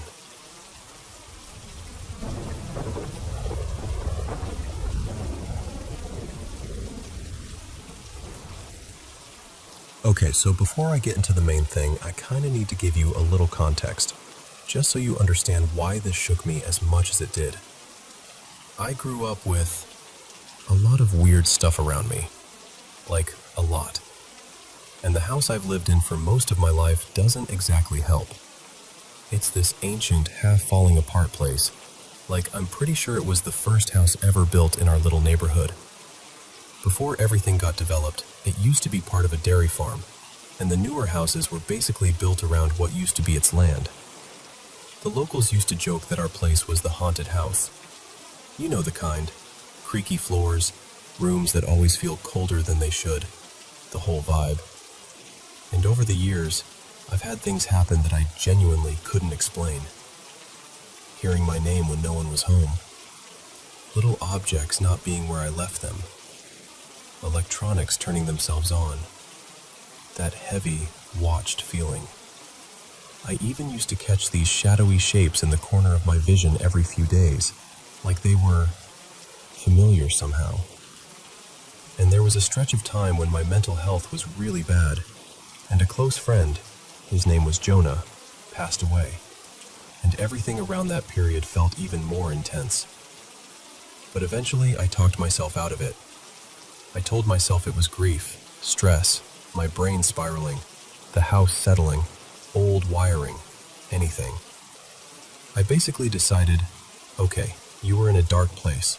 You were seeing patterns that weren't real. And honestly, I got better. I'm in a much healthier place now than I was back then. I'm still open-minded about weird stuff, afterlife, energies, whatever. But I'm not out here trying to convince myself everything is paranormal.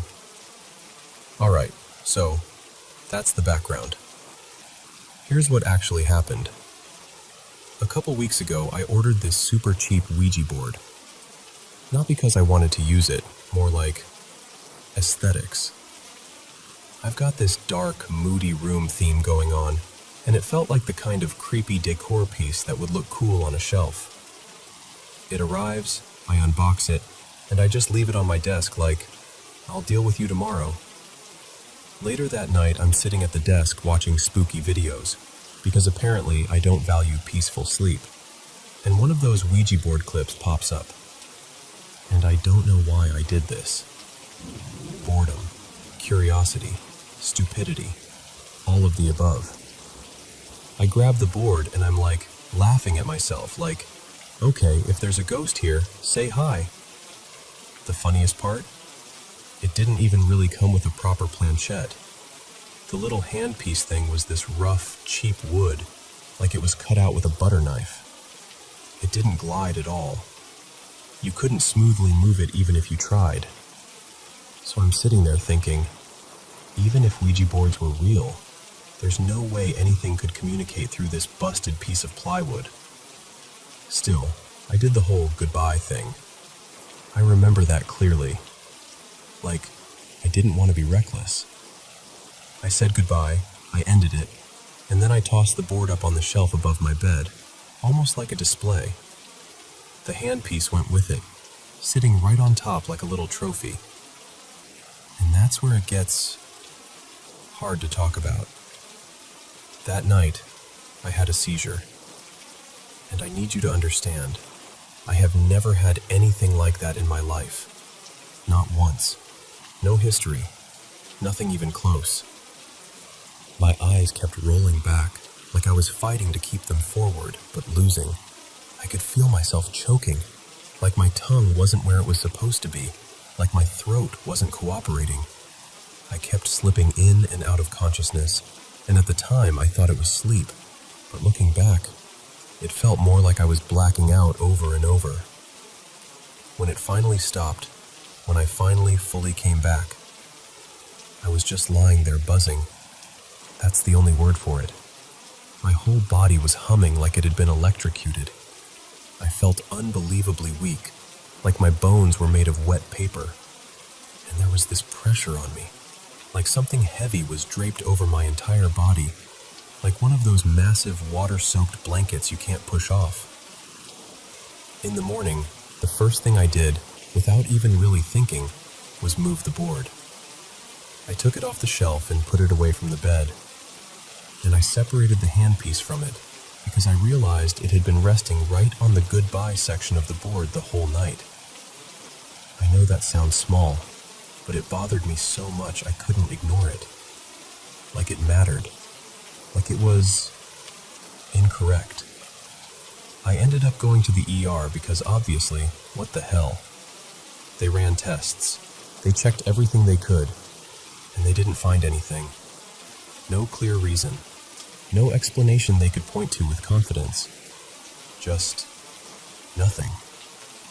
And I'm not saying I was possessed. I'm not saying some demon climbed into my spine because I bought a tacky decor board online. I'm not trying to make it that. But I can't shake the timing. I can't shake the feeling. Ever since then, my sleep has been awful. Not just I'm stressed awful, like my body doesn't trust the room anymore. And I keep catching myself staring at the shape of that shelf on the opposite side of the room, where the board used to be, like I'm waiting for something to move in the dark. I keep getting this same sensation I used to get when I was younger. That drowning, creeping, something is wrong feeling. The kind I convinced myself was just anxiety back then. And now there's this guilty feeling in my gut, like I messed up. Like I opened something I didn't mean to open. Even though, logically, I know how ridiculous that sounds. I don't even know what I want from telling you this. Maybe I just needed to say it out loud to someone who'll actually listen. Maybe it's a warning, like don't mess with things you don't take seriously, even as a joke. Or maybe it's just me being scared and trying to give that fear a shape. But I swear to you, ever since... Hey everyone, where are you tuning in from? Drop a comment and let me know. How was your day? I'm really excited to be here and share some mysterious experiences I've had from around the world. So don't forget to turn on notifications and subscribe to the channel, so you can be the first to comment. Hey, okay. I want to tell this the way it actually feels in my memory, not the way it looks typed out on a screen. So first, my dad's side of the family has always had this quiet, unspoken thread running through it. Like certain people just know things.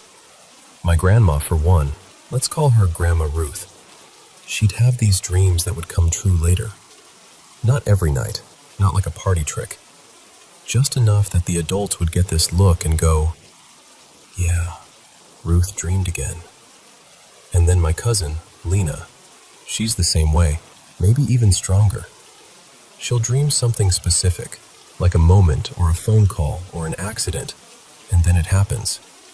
She also has that thing where she'll suddenly know something without being told, like the answer drops into her brain fully formed. And I'm not saying I'm on their level, but I've had my own little flashes. Hearing my name when no one said it. Knowing something's about to happen before it does. Small stuff, but enough that I never fully shrugged it off. Then recently, I found out about this relative nobody ever talked about. My great-great-aunt. I'm going to call her Aunt Marjorie, because honestly, it feels kinder than saying her real name. The only way she was described to me was basically, bad luck followed her everywhere. Like her whole life was one long run of things going wrong. I went and visited her grave not long ago, and what got me was her age. She didn't make it to old age. She was in her mid-50s, and it hit me like, wait, why didn't anyone ever mention her? And this is the part that still makes my stomach tighten. My grandma's older relatives, the women who were around when Aunt Marjorie passed, used to tell a story. They said that when she died, they saw something dark, like a shadow, like smoke, come out of her mouth. And then it sort of pulled back in, like it changed its mind. I don't have anyone left to ask about it. No one who saw it is alive now. So I'm just holding this strange little family story in my hands, trying to decide if it's folklore or trauma or something real. Okay, now here's where it gets personal. When I was a kid, early elementary age, my family moved into this little house and stayed there for a few years. It wasn't big. Everything was close together, like the house was holding its breath. And during that period of my life, things happened to me that I have never experienced in the same way since. I'd wake up at night in this half-awake, trance-like state and go straight to my parents' room, like I was pulled there. One night, I told them there was blood all over a poster in my room.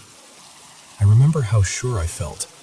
Like, of course there's blood, can't you see it? They followed me back, turned on the light. Nothing. Clean poster. Normal room. No blood. And I remember standing there feeling confused, like reality had just swapped masks on me. Another time, I was in my bed just sobbing, repeating, "I want to go home. I want to go home." And the weirdest part is, I was home. But I felt stranded, like I was in the wrong version of my life. My mom came in, and I can still see her face in my mind. Not scared, not concerned, just tired and irritated, like, what are you even talking about? And I couldn't explain it. I didn't have words big enough. The layout of the house is burned into my memory. The bathroom was at the top of the stairs. From the bathroom doorway, you could see down a short hallway that led to the bedrooms. And one day, I was sitting in the bathroom, just a kid, doing kid stuff, and I looked down that hallway, and I saw something I still can't shake. And I know what people will say. It was a dream. It was imagination. It was a kid being dramatic. But I remember it with the same clarity I remember the bathroom light and the hallway shadow and where my own knees were when I sat there. It didn't feel like a dream. It felt like I was awake, and my house was doing something it shouldn't be able to do. There was also something about the bathroom tiles. The tiles had patterns, swirls and little shapes, not plain squares, and I would stare at them the way kids do, finding faces like you find animals in clouds. Except one face didn't stay still. It would shift, subtly but undeniably, like the expression was changing while I watched. And I know about optical illusions. I know about eyes playing tricks. But this was different. I checked it over and over because even as a little kid, I had this thought like, am I losing it? Imagine being 8 years old and doing reality checks because your bathroom floor won't behave. And then one day the faces in the tiles looked different, like the whole map of them changed, and that particular moving face never came back. I remember feeling almost relieved, and then weirdly empty, like I'd lost proof of something, even though I didn't want it. On top of all that, I used to smell nail polish at random times, sharp, chemical, unmistakable, when there was absolutely no reason for it. No one painting nails, no open bottles, nothing. I even remember being at Grandma Ruth's house once and saying, "I smell nail polish," and she just brushed it off like, "You've got nail polish on the brain." Like it was funny, like it meant nothing. But it didn't feel like nothing. And here's the part I don't love admitting. Thinking about all of this recently made me panic.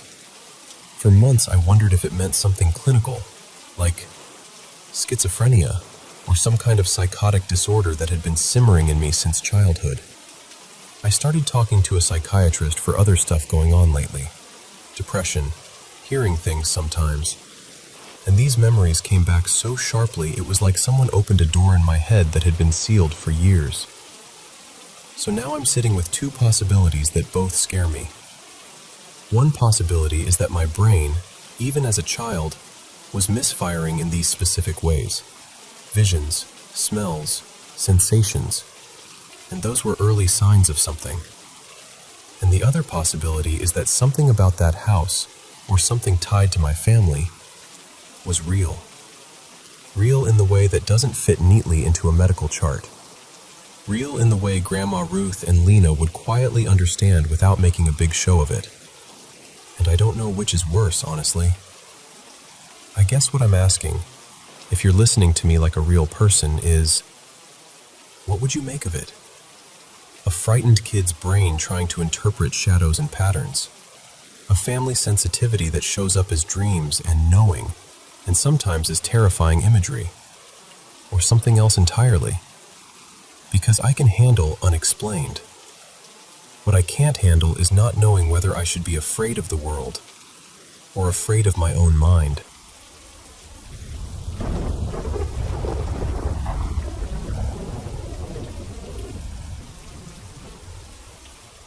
So this was about 20 years back, and it still pops into my head every now and then like it happened last summer. My uncle had this big stretch of land, something like 80 acres, split between woods and open fields. When my cousin Jesse and I were teenagers, that place was basically our whole world. We tore around on four-wheelers, cut little trails, built hangout spots everywhere we could get away with it. We knew the property so well, we could have walked it blindfolded. One year, we decided we wanted a real camp, like our own secret base. We picked this spot down in a shallow ravine near the edge of a soybean field, tucked right inside the tree line with a little creek nearby. No houses close, no road noise, just woods and that open field. It felt like the middle of nowhere. And we had a theme for each hideout, you know? This time, we were feeling ambitious, so we built these big stick teepees. We found 4 long, straight limbs for each one, stood them up like poles, tied them together at the top, then started weaving smaller sticks around them, snapping them to size and lashing them on. We even brought some of our stuff out there, random little toys and things to mess with when we got tired of building. We kept it all in plastic totes and shoved them into the corners of the unfinished teepees when it got late. The plan was to come back the next weekend and finish everything up. Except when we did come back the following weekend, it was wrong. Just wrong in a way I still can't fully explain. The teepees were completely taken apart. Not smashed, not kicked over, disassembled. And all the sticks were stacked in neat, tidy piles, like somebody had taken their time and cared about doing it clean. But then there were a few sticks left out on the ground that didn't match the neat and tidy thing at all. They were arranged in a circle, and inside the circle was this big A-shaped symbol. The first thing it reminded me of was an anarchy symbol, like the kind you'd see on a notebook in school. But it didn't feel like some edgy kid doodle. It felt deliberate. And the totes? Gone. All our stuff, just missing. We told ourselves it had to be the neighbor kids, because a couple families nearby had permission to ride the trails on my uncle's land. We figured maybe they'd found our camp, thought it was funny, and decided to mess with us. I honestly can't even remember if we confronted anyone. We might have.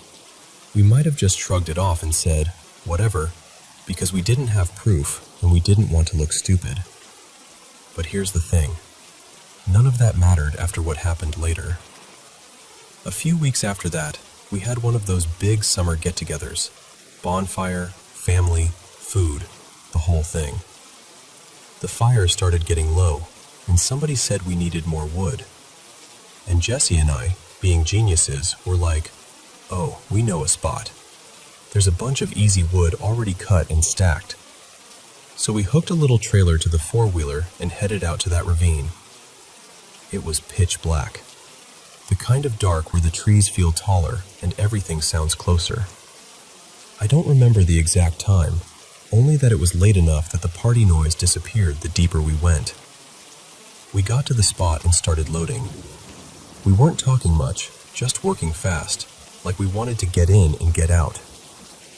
And then, we both heard it. A woman's voice. Not screaming, not hysterical, clear and stern, like it had absolute authority. Leave here now! It wasn't right next to us, and it wasn't far away either. It was like it came from the air itself, like a whisper carried on the wind, except it was unmistakably words. A command. We ran. We didn't even finish loading. We just scrambled onto the four-wheeler and tore out of there like something was on our heels. The trailer was bouncing and fishtailing behind us, slamming into ruts, whipping side to side. I remember hearing it bang and scrape, and I remember thinking, I don't care, I don't care, I don't care, just go. By the time we got back, the trailer was basically wrecked. Of course, everyone asked where the wood was and what happened, and of course we told them, breathless, wide-eyed, talking over each other. And of course, nobody believed us. They laughed, or rolled their eyes, or told us we'd spooked ourselves in the dark. And maybe that would have been easier to accept if it was just me. But it wasn't. Jesse heard it too. We heard the same words, at the same time, in the same place. My cousin and I don't really talk anymore. Life happened, people drift, you know how it goes. But back when we still did, every once in a while one of us would say, hey, do you remember when? And we'd bring that night up, almost like we needed to check, again and again, that it had really happened and we hadn't imagined it. And I still think about that symbol sometimes, that big A inside the circle. I still wonder what it actually meant, who made it, and why. And I know one thing for sure.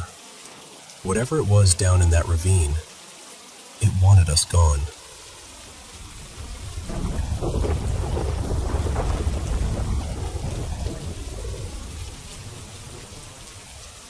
So, my cousin Mia and I just did this quick little 2-night getaway down in the Florida Keys.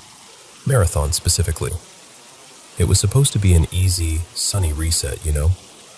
Ocean air, iced coffee, the whole thing. But the minute we walked into our room, something felt off. First thing, it was freezing in there. And not like, oh, the AC is blasting freezing, because it wasn't even turned down like that. The air just felt cold in a weird way, like the room had been holding on to it. We shrugged it off, dropped our bags, went out for the day, did our thing. And honestly, we didn't even talk about it again until later that night. When everything started getting stranger, we're getting ready to sleep, and there's this big mirror across the room, like way bigger than it needs to be. And while we're laying there, we start hearing this faint crackling sound coming from it. Not constant, more like little snaps and pops, like something shifting behind glass. Then the night turned into one of those nights where you don't sleep, you just keep waking up. Both of us were stirring on and off, and a few times I woke up with that intense feeling that I had to turn on the light, like I needed to see something immediately. So I'd click it on, sit up, scan the room, and there'd be nothing. Every single time. But the feeling didn't go away, like my body was reacting to something my eyes couldn't catch. At one point, we heard the door handle make that little flick sound, like someone pressed it down and let it snap back up. And it wasn't just once. It happened more than once, like someone was testing it. And then, this is the part I still can't explain. I heard what sounded like something getting tossed onto the floor. The closest thing I can compare it to is empty plastic bottles, like that hollow clatter-tumble sound. I sat straight up and turned the light on again, expecting to see a mess. Nothing. The floor was clear. When I laid back down, Mia was turned away from me, facing the other side, and I whispered, "Did you hear that?" And she answered me, like she was responding normally. But I couldn't understand her. It sounded like words, but muffled, distorted, like her voice was getting swallowed up before it reached me. I remember just freezing there and then. Honestly, I don't know why, I just stopped talking and tried to force myself back to sleep. Around 4:15 in the morning, this thunderstorm hit out of nowhere. And I'm not talking light rain. This was a full-on, shaking the windows kind of storm. It went on for hours, like it just parked itself over us. When we finally looked at the time later, it had lasted into late morning. That afternoon, we noticed a puddle of water inside the room, right near the balcony door. And of course, we assumed the storm had something to do with it. But we couldn't find where it came from. The door frame was dry. The ceiling above it looked fine. No dripping, no damp trail, nothing. Just a puddle, like somebody set it there. Then that night, we couldn't sleep again. We were doing that tired, quiet routine, washing our faces, turning things off, and when I switched on one of the lamps, the bulb started flickering so violently it looked like a strobe. It wasn't a gentle, "oh, the light's loose," flicker. It was aggressive. I turned it off immediately, and we just looked at each other like, "Okay, great." And then, after we left, Mia told me something she hadn't said the first night, probably because it freaked her out too much.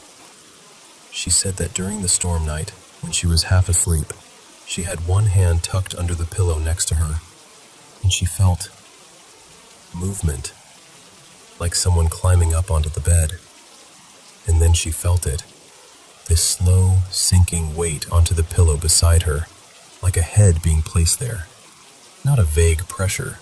She described it like the actual shape, like the dip where a head would rest.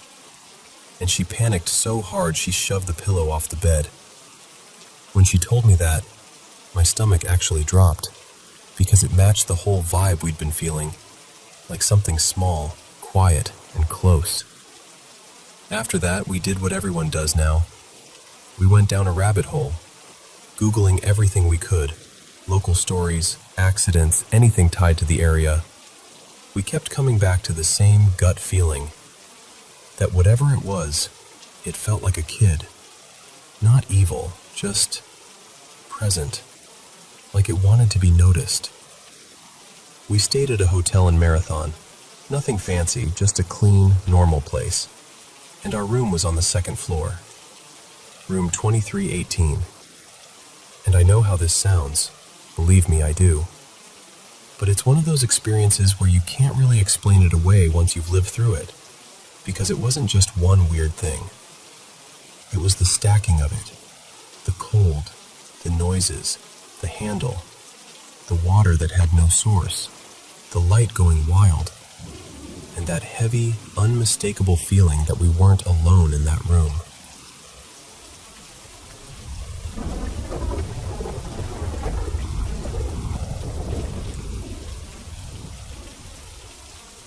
So there's this one childhood memory I always hesitate to bring up, because if it were just me, I'd write it off as a kid's imagination running wild. But the problem is, it wasn't just me. There were 6 other cousins there, and even now, grown adults, we all still describe the same exact thing. We were spending a night out at my grandfather's place, his little farm out in the countryside. I don't remember our exact ages, but we were definitely still little. Like, no one was older than maybe 9 or 10. There were 7 of us total, 2 boys and 5 girls, all bouncing around like kids do when they're supposed to be winding down but aren't. The porch was the only place with decent light. 1 weak bulb over the door, that kind of warm little glow that makes you feel safe. And then beyond it, nothing. Just pure black. The yard, the path, the fields, everything disappeared the moment it left the porch light. We were sitting out there playing and talking and laughing when someone went quiet and pointed. Out in the darkness, straight ahead of us, were these patches. Big, neon green patches. Like 2 glowing shapes just hovering there, facing us. And I know how that sounds. I know. The farm had cats and dogs, and we'd seen their eyes at night before. Little reflective dots. You shine light and they shine back. But this wasn't that. These weren't small pinpoint reflections. They were larger, too large. And they weren't shaped like normal eyes either. No pupils, no iris, no eye structure at all. Just these solid, flat, greenish glows. Like someone had stuck 2 pieces of glowing glass in the air. The worst part was the feeling of it. They weren't just there. They felt focused. Like they were watching us the same way you watch someone when you're waiting for them to notice you. Of course we did what kids do. We got curious. One of the boys, Milo, ran inside and came back with my uncle's flashlight. He stood right at the edge of the porch light like he was brave, lifted the flashlight, and aimed it right at those glowing patches. And the second the beam hit them, gone. Just gone. Like someone snapped their fingers. All we could see in that spot were rocks and uneven ground. Nothing else. No animal, no person, no anything. So we're all talking over each other like, do it again, do it again. And Milo pulls the beam away. And the green patches instantly came back. Right there. Same spot, same height, same steady stare. He tested it again. Light on, disappears. Light off, returns. That's when the excitement stopped being fun and started curdling into that cold kind of fear kids get. The kind that makes your stomach drop even before you understand why. We ran inside to tell the adults, all of us tumbling into the room at once, trying to explain. But you know how it is. Family gathering, adults talking over tea, half listening. They barely looked up. Somebody waved a hand and said it was probably an animal, told us to stop spooking ourselves, and went right back to the conversation. So we trudged back out, annoyed and still curious and maybe a little embarrassed. And the glowing patches were still there, still facing us, still waiting. That's when Rowan, one of the boys, the stubborn one, did the thing we all begged him not to do. He crouched down, scooped up a handful of rocks from the porch edge, and chucked one toward the glow. It hit somewhere near them, at least we thought it did. And I swear, every single one of us felt it at the same moment. They moved closer. Not fast, not like a jump scare. Rowan laughed, nervous laughing, and threw another rock. Again, closer. A third rock, and now the distance felt wrong, like the darkness had shifted toward us, like something had leaned forward in response. We completely lost it. All 7 of us bolted inside, tripping over each other, slamming the door, breathless and wide-eyed, trying to talk at the same time. And here's the part I'm less confident about, because this part feels like it might have been fear taking over my brain. But I remember standing by a window later, peeking out toward the far hills, and thinking I saw more of them.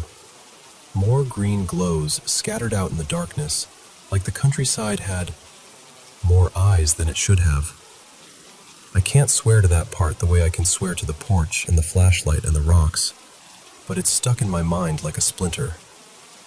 The next morning, in daylight, we went out there like tiny detectives, fully convinced we were going to solve it.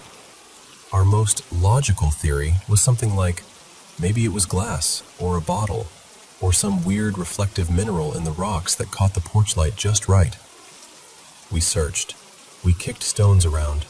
We looked for anything shiny, anything reflective, anything that could explain it. There was nothing, just rocks. And what makes this so hard to shrug off, even now, is that the core details aren't just my foggy childhood recollection. My cousins still remember it too, independently, the same way.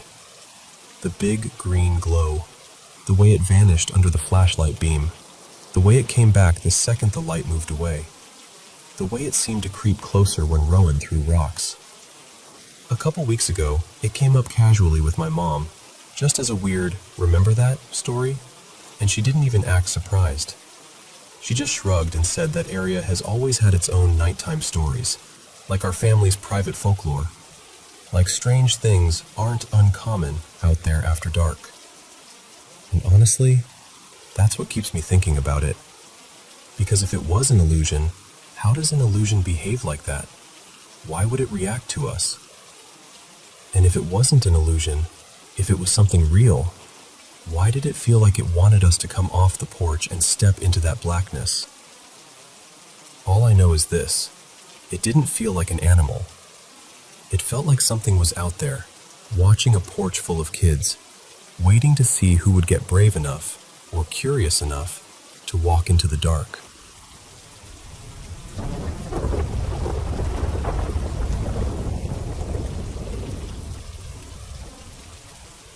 So, I'm going to tell you this like I'd tell a friend sitting across from me, because I honestly don't know how else to say it. Me and my husband Mason moved into this apartment a while back, early 2023, late winter. I work at a hospital nearby, mostly inpatient psych these days, but I did my time in the ER before that, which is part of why this has messed with my head so badly, because my first instinct is always to explain things. Stress, anxiety, sleep deprivation, some weird mental health spiral, anything that fits neatly into a diagnosis. But what happened here doesn't. Our living room faces this long hallway. It's plain, like someone forgot to finish designing it. No pictures, no windows, nothing. Just this empty stretch that ends in a corner. And our couch sits pointed straight at it, like we're always, constantly, watching the same dead end. At first, I thought it was just me. Little flickers in the corner of my eye. A sound I couldn't place. When I was a teenager, I used to get that all the time when my anxiety was out of control. Shadowy movement, weird peripheral stuff. So when it started happening again after we moved in, I told myself, okay, same old story. You're tired. You're adjusting. Except, it didn't stay small. Over a couple months, it escalated. The most consistent thing, this is the part I hate admitting out loud, was a woman. Pale, too thin, like her bones were doing all the talking. Hair long and stringy, hanging down like wet thread. She'd be in the hallway, just beyond the corner, like she was trying to hide but also making sure I knew she was there. Completely still. And then she got clearer, like my brain stopped guessing and started seeing. Daytime, nighttime, didn't matter. I didn't tell Mason. I kept it to myself, because what am I supposed to say? Hey, I think there's a ghost lady in our hallway. I work in acute psych. I know how that sounds. But one night, early summer, June-ish, I was sitting on the couch and I saw her move. Not a blur, not a trick of light. She shifted, like she was stepping out. My stomach dropped so hard I felt it in my throat. I finally said it. I tried to make it casual, like a joke I didn't want to commit to. "I think I'm exhausted," I told him, "because I swear I just saw a woman in the hallway." And Mason didn't laugh. He didn't tease me. He just got up, took my hand, and walked me into the bedroom, shut the door behind us, like he was trying to put a wall between us and the hallway. Around that same time, other things started stacking up, smaller but constant. Doors that were closed would be open. Sometimes we'd find a door locked that neither of us remembered locking. Heavy footsteps that seemed to pace behind me when I walked from room to room. The kind of footsteps that sound like someone moving with purpose. Whispers, too. Soft, close, like somebody saying my name right behind my ear. I told myself it was the building. Pipes, neighbors, wind pressure, anything. And again, I still thought it was mostly me. Until one night in July 2023, everything snapped in half. Mason got home from work. I was cooking dinner. He went into the bathroom, and from the kitchen, I heard him saying my name over and over, like I was standing right outside the door. Then he said, "You don't have to knock, just come in." So I called back, confused, and he didn't answer. I walked to the bathroom, and he opened the door looking genuinely annoyed, like I'd been messing with him. He said, "Why were you knocking? Why were you calling my name?" I just stared at him. I wasn't. I tried to rationalize it. I even went back to the kitchen and made noise, tapped cabinets, knocked on the counter, like, maybe this sounds like knocking through the wall. He shook his head. No, it was knocking. And then he started crying, like fully broke down, sitting on the couch, hands over his face. When I asked what was wrong, he unlocked his phone and opened his notes app. And I swear to you, it was pages. Months of entries, dates, times, little descriptions, things he'd been seeing and hearing. He'd been keeping a log the whole time, quietly, like he was trying to prove to himself he wasn't losing it. And buried in those notes, again and again, was the same thing I hadn't dared say out loud. A frail woman in the hallway. He'd seen her from the day we moved in. He'd seen her alone. He'd seen her when I wasn't even home. He'd heard footsteps, whispers, and he wrote down something that turned my blood cold. That he'd heard my voice, my exact voice, calling him from the hallway while I was at work. "Come here. Come see." And then he wrote, the voice was coming from the corner. That was the moment we promised each other we'd stop hiding it. No more, maybe it's nothing. If something happened, we said it out loud, immediately. No secrets. Which makes what we did next feel especially stupid.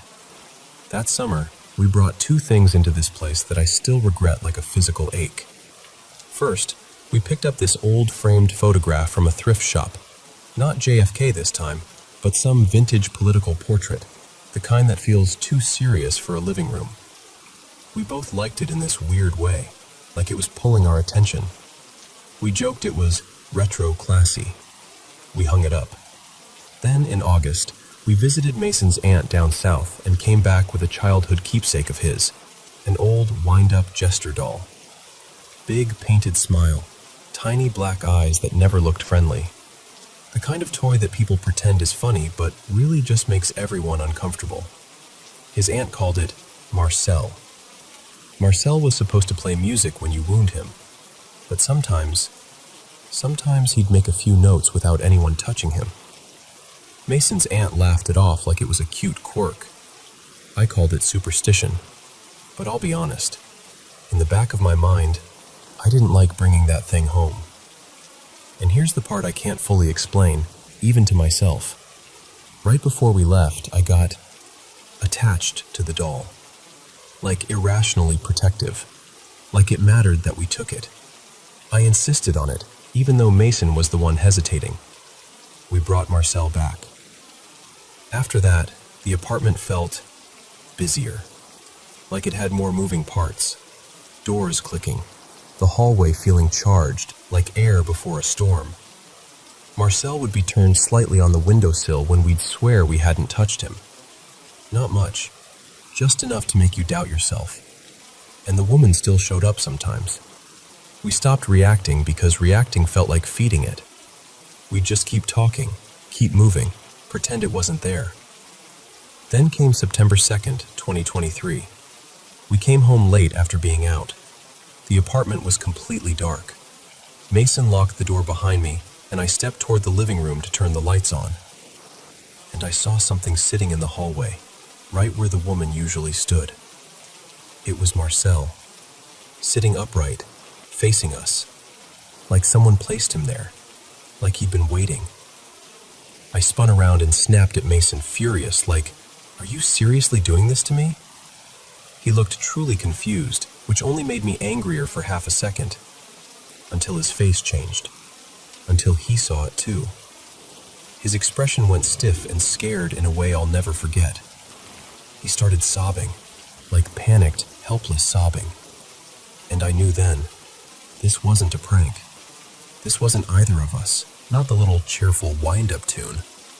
A harsh, ugly screech, like metal complaining, like something trying to warn me or punish me.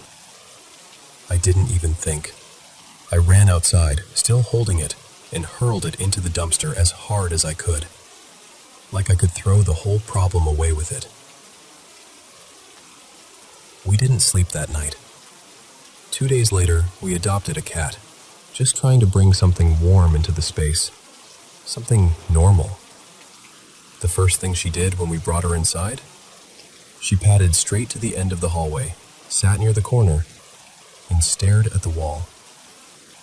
Then she started meowing, low, upset, like she was talking to someone she didn't like. The very next day, Mason and I got into a car accident. Not fatal, thank God, but it left him sore and shaken for weeks, and his back's never been quite the same since. After that, things calmed down. Kind of. The apartment was never fine, but it wasn't as loud. We still heard footsteps, still heard whispers now and then. But the woman showed up less once the cat was here, like she didn't enjoy the audience. Months went by, and we tried to live like normal people again. Then, in January 2024, we finally took down that vintage portrait we'd bought. We'd been side-eyeing it for a while. It didn't fit the space, and honestly, it just made the room feel wrong. So we threw it out. The next day, Mason slipped on ice in the parking lot while he was out alone. Hit his head hard enough to get a concussion so severe the ER doctor told him, straight-faced, that if the angle had been even slightly different, it could have been catastrophic. And now, I'm sitting on the couch again. Same spot, same view down that hallway. The cat is beside me, tense, ears angled forward. And she's there. That pale, thin woman, half hidden beyond the corner, like she's playing the same patient game she's always played. Peek, wait, remind me. Mason's asleep in the bedroom, and I'm not waking him up. Not tonight. Because he doesn't need to know I still see her this often. He doesn't need to know that I'm staring straight down the hallway, and she hasn't blinked once.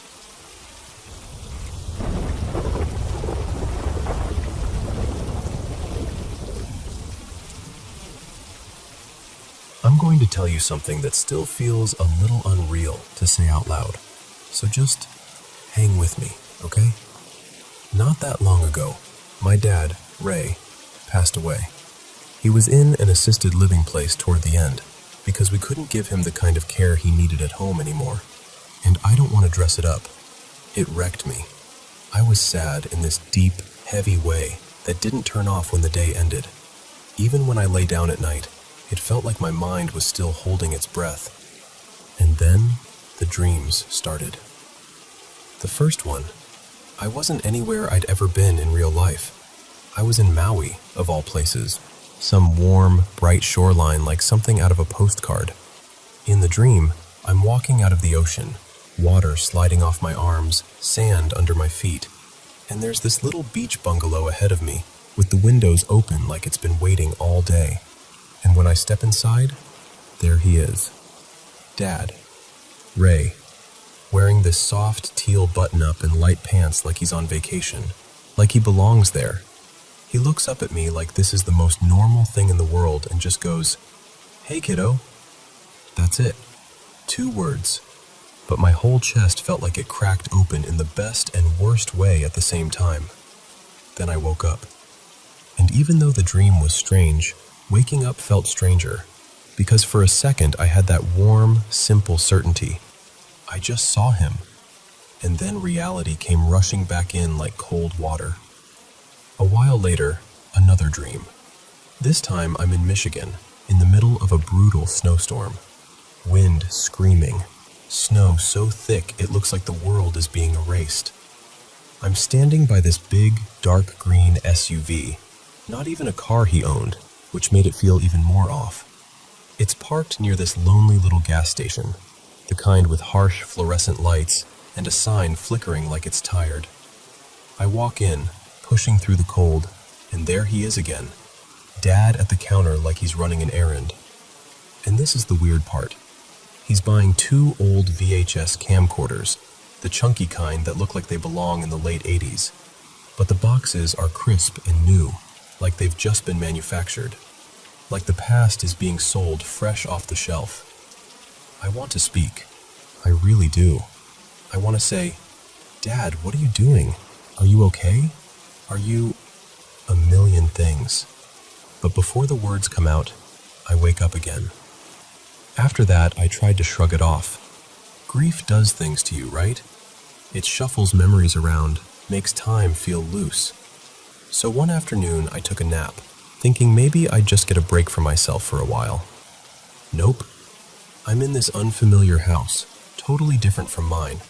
Mine is normal, late 80s suburban.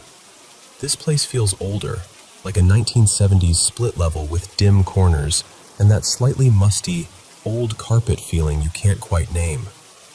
Twice I've dreamed about this house, and I still couldn't tell you the layout, like the dream only lets me access certain rooms. The first time, Dad and I are sitting on this huge couch, watching TV in the dark. The TV glow is the only light. He's calm, quiet, like we've been doing this forever. And when I glance to the side, I see what I think is a kitchen, just a partial view, like it's hiding from me.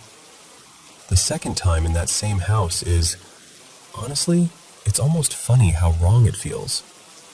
Dad is throwing this big party, music, voices, people everywhere, like he's hosting some kind of celebration. But my dad was never that guy. He wasn't the big party type. It felt like someone had swapped the settings on him. Upstairs, on the second floor, I bump into this woman, young-looking, glasses, sitting in a wheelchair. She introduces herself like she's an old friend of my dad's, like she's always been part of the story. But I don't think my dad had a friend like that. Not that I knew of. And the whole house, the party, the arcade basement, this stranger who's somehow familiar, felt like I'd stepped into a version of my life that took a left turn somewhere a long time ago. Then come the last 2 dreams. The finale dreams, I guess. I'm back in Hawaii again, but not the beach this time. It's Honolulu, and my whole family is there. My mom, Diane, and my 2 sisters, Kara and Lynn. All of us squeezed into this hotel room. Everything looks clean and modern, like a brand new resort. And I'm doing the dumbest, most normal thing, trying to figure out the TV remote. Pressing buttons, getting annoyed, laughing at myself a little. I'm about to turn and talk to Dad, because I can feel he's there, like I always can in these dreams. And then Mom walks in talking about the pool, all sun-kissed and chatty. She's going on about how warm it is, and how much she misses being blonde. Which, what? My mom doesn't swim. She's never dyed her hair. And my sisters, in real life, are adults with their own lives. But in this dream, everything is slightly rewritten. Like the facts are close, but not quite snapped into the right place. And the very last dream? We're walking together, me and my sisters, while my parents are a little ahead, and my Uncle Frank is with them, like this little group of adults planning something important. We're heading toward this circus-themed casino hotel in Las Vegas, and I swear to you, it looks like something out of a fever dream. The entrance is this giant clown head, mouth open, teeth like an archway. There are outdoor rides and flashing lights, and the whole place feels like it's trying too hard to be fun and failing into something creepy. And the wild part is, in the dream, they're talking like it's a business trip, like we're all headed there for some kind of venture, like it's normal to invest in a nightmare circus casino. But even with all that, despite how wrong the details felt, I wasn't scared. Because every time the dream shifted into something bizarre, the one thing that stayed steady was this. My dad was there. And I can't explain how comforting that was. It's like the world around him was off, like the set dressing didn't match the script. Old-fashioned things that looked new, places I've never been, versions of our lives that didn't line up. Even the way he showed up sometimes, driving vehicles he never drove, acting in ways he never really acted. Like the dream wasn't pulling from my memory so much as building something adjacent to it. And I keep thinking about that, how grief can do that, how your mind, aching for someone, might create a door, any door, just to let you see them again. So yeah, part of me wonders if it's just grief doing what grief does. Sorting, replaying, reimagining. My brain trying to stitch my dad back into the world because I'm not ready for him to be gone. But another part of me, quiet, embarrassed, but honest, wonders something else. What if those dreams weren't just dreams? What if, in some strange way, I was seeing a parallel version of us? A place where he's alive, where my family's history is slightly different, where the details don't match because they were never our details to begin with. I don't know. All I know is, I never woke up from those dreams feeling scared. I woke up feeling full and hollow, like someone handed me a warm letter and then took it back. Was my grief just giving me comfort? Or was I visiting someplace real, someplace strange, where my dad could still look at me and say, "Hey, kiddo."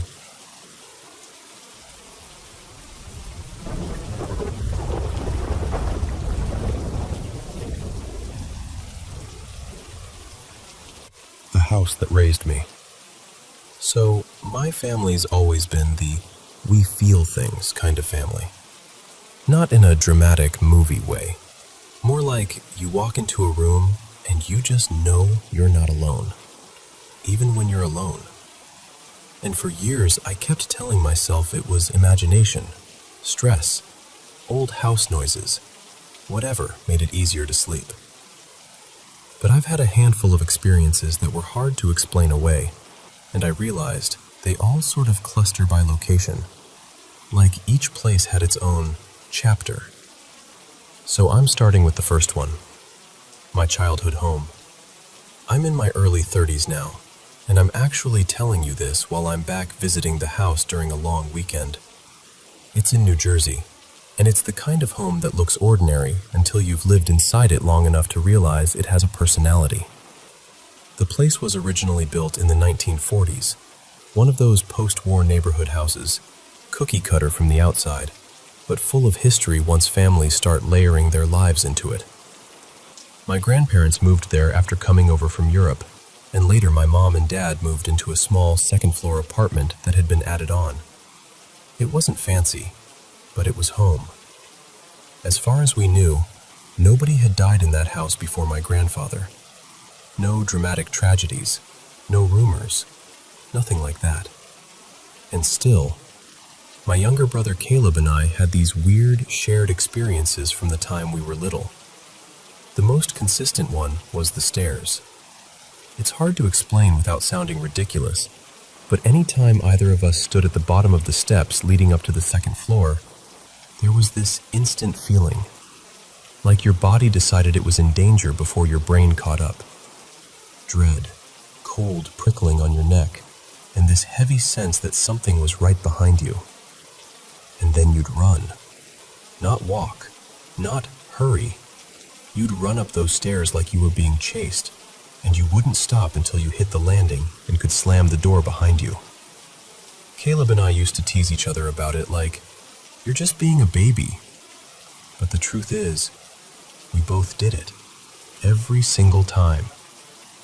That was just the background hum, though. The really tangible stuff started later, after my parents split up and my dad moved out. The house changed after that. I don't know if it was the stress in the walls or what, but that's when things went from creepy feelings to, okay, what is happening here? Back then, Caleb and I shared a bedroom with these heavy wooden bunk beds.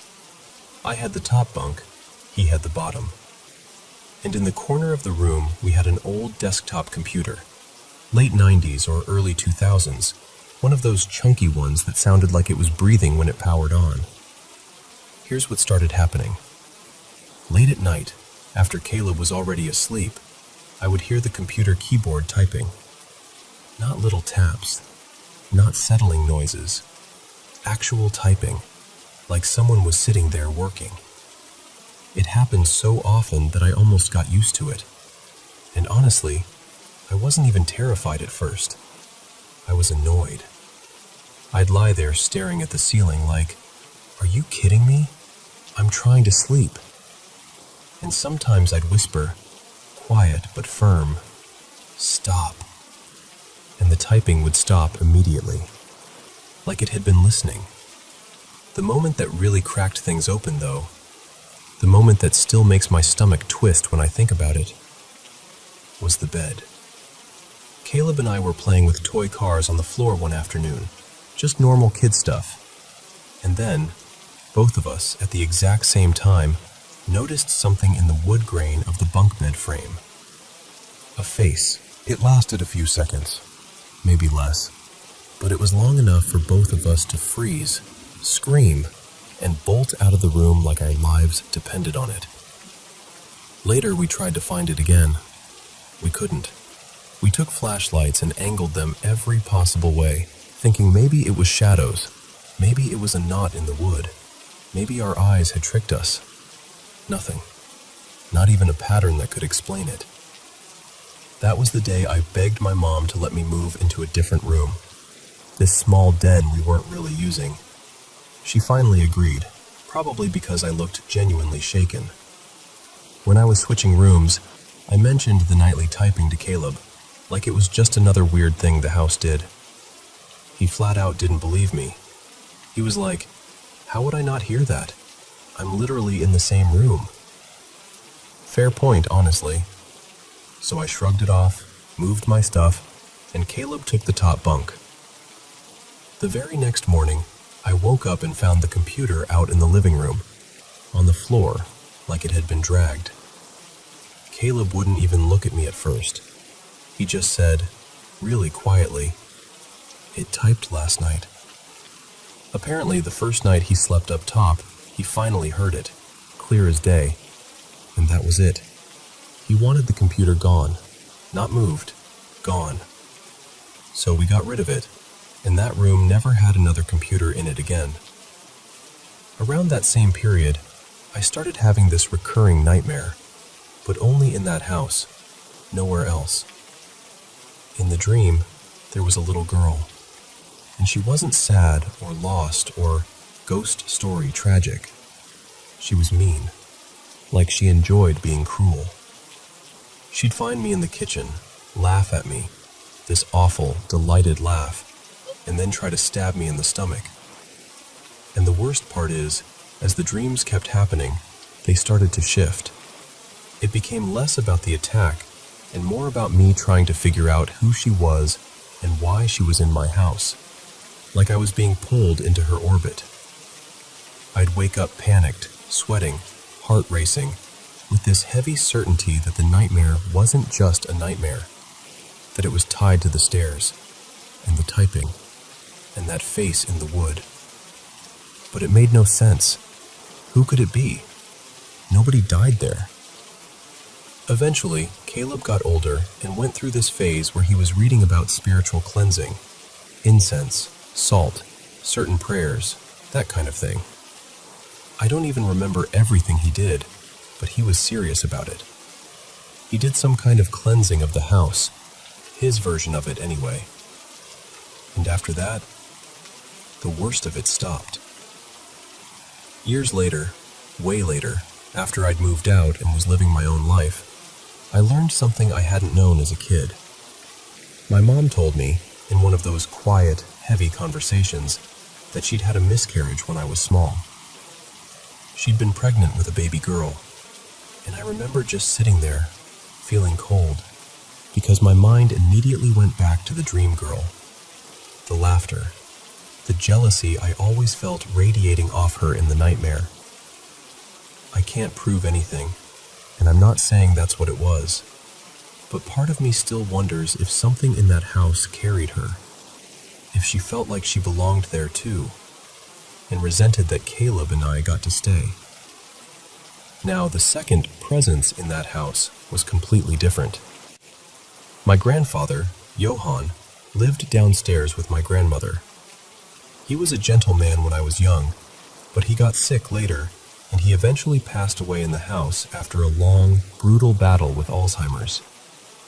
I was a teenager when it happened, and after that my grandmother was alone on the first floor. Except when my grandmother traveled.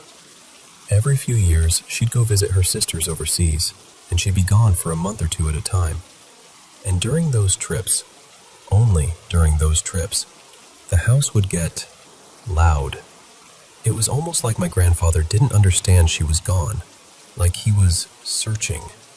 When Caleb and I were kids, we took piano lessons from this instructor named Frank who would come to the house.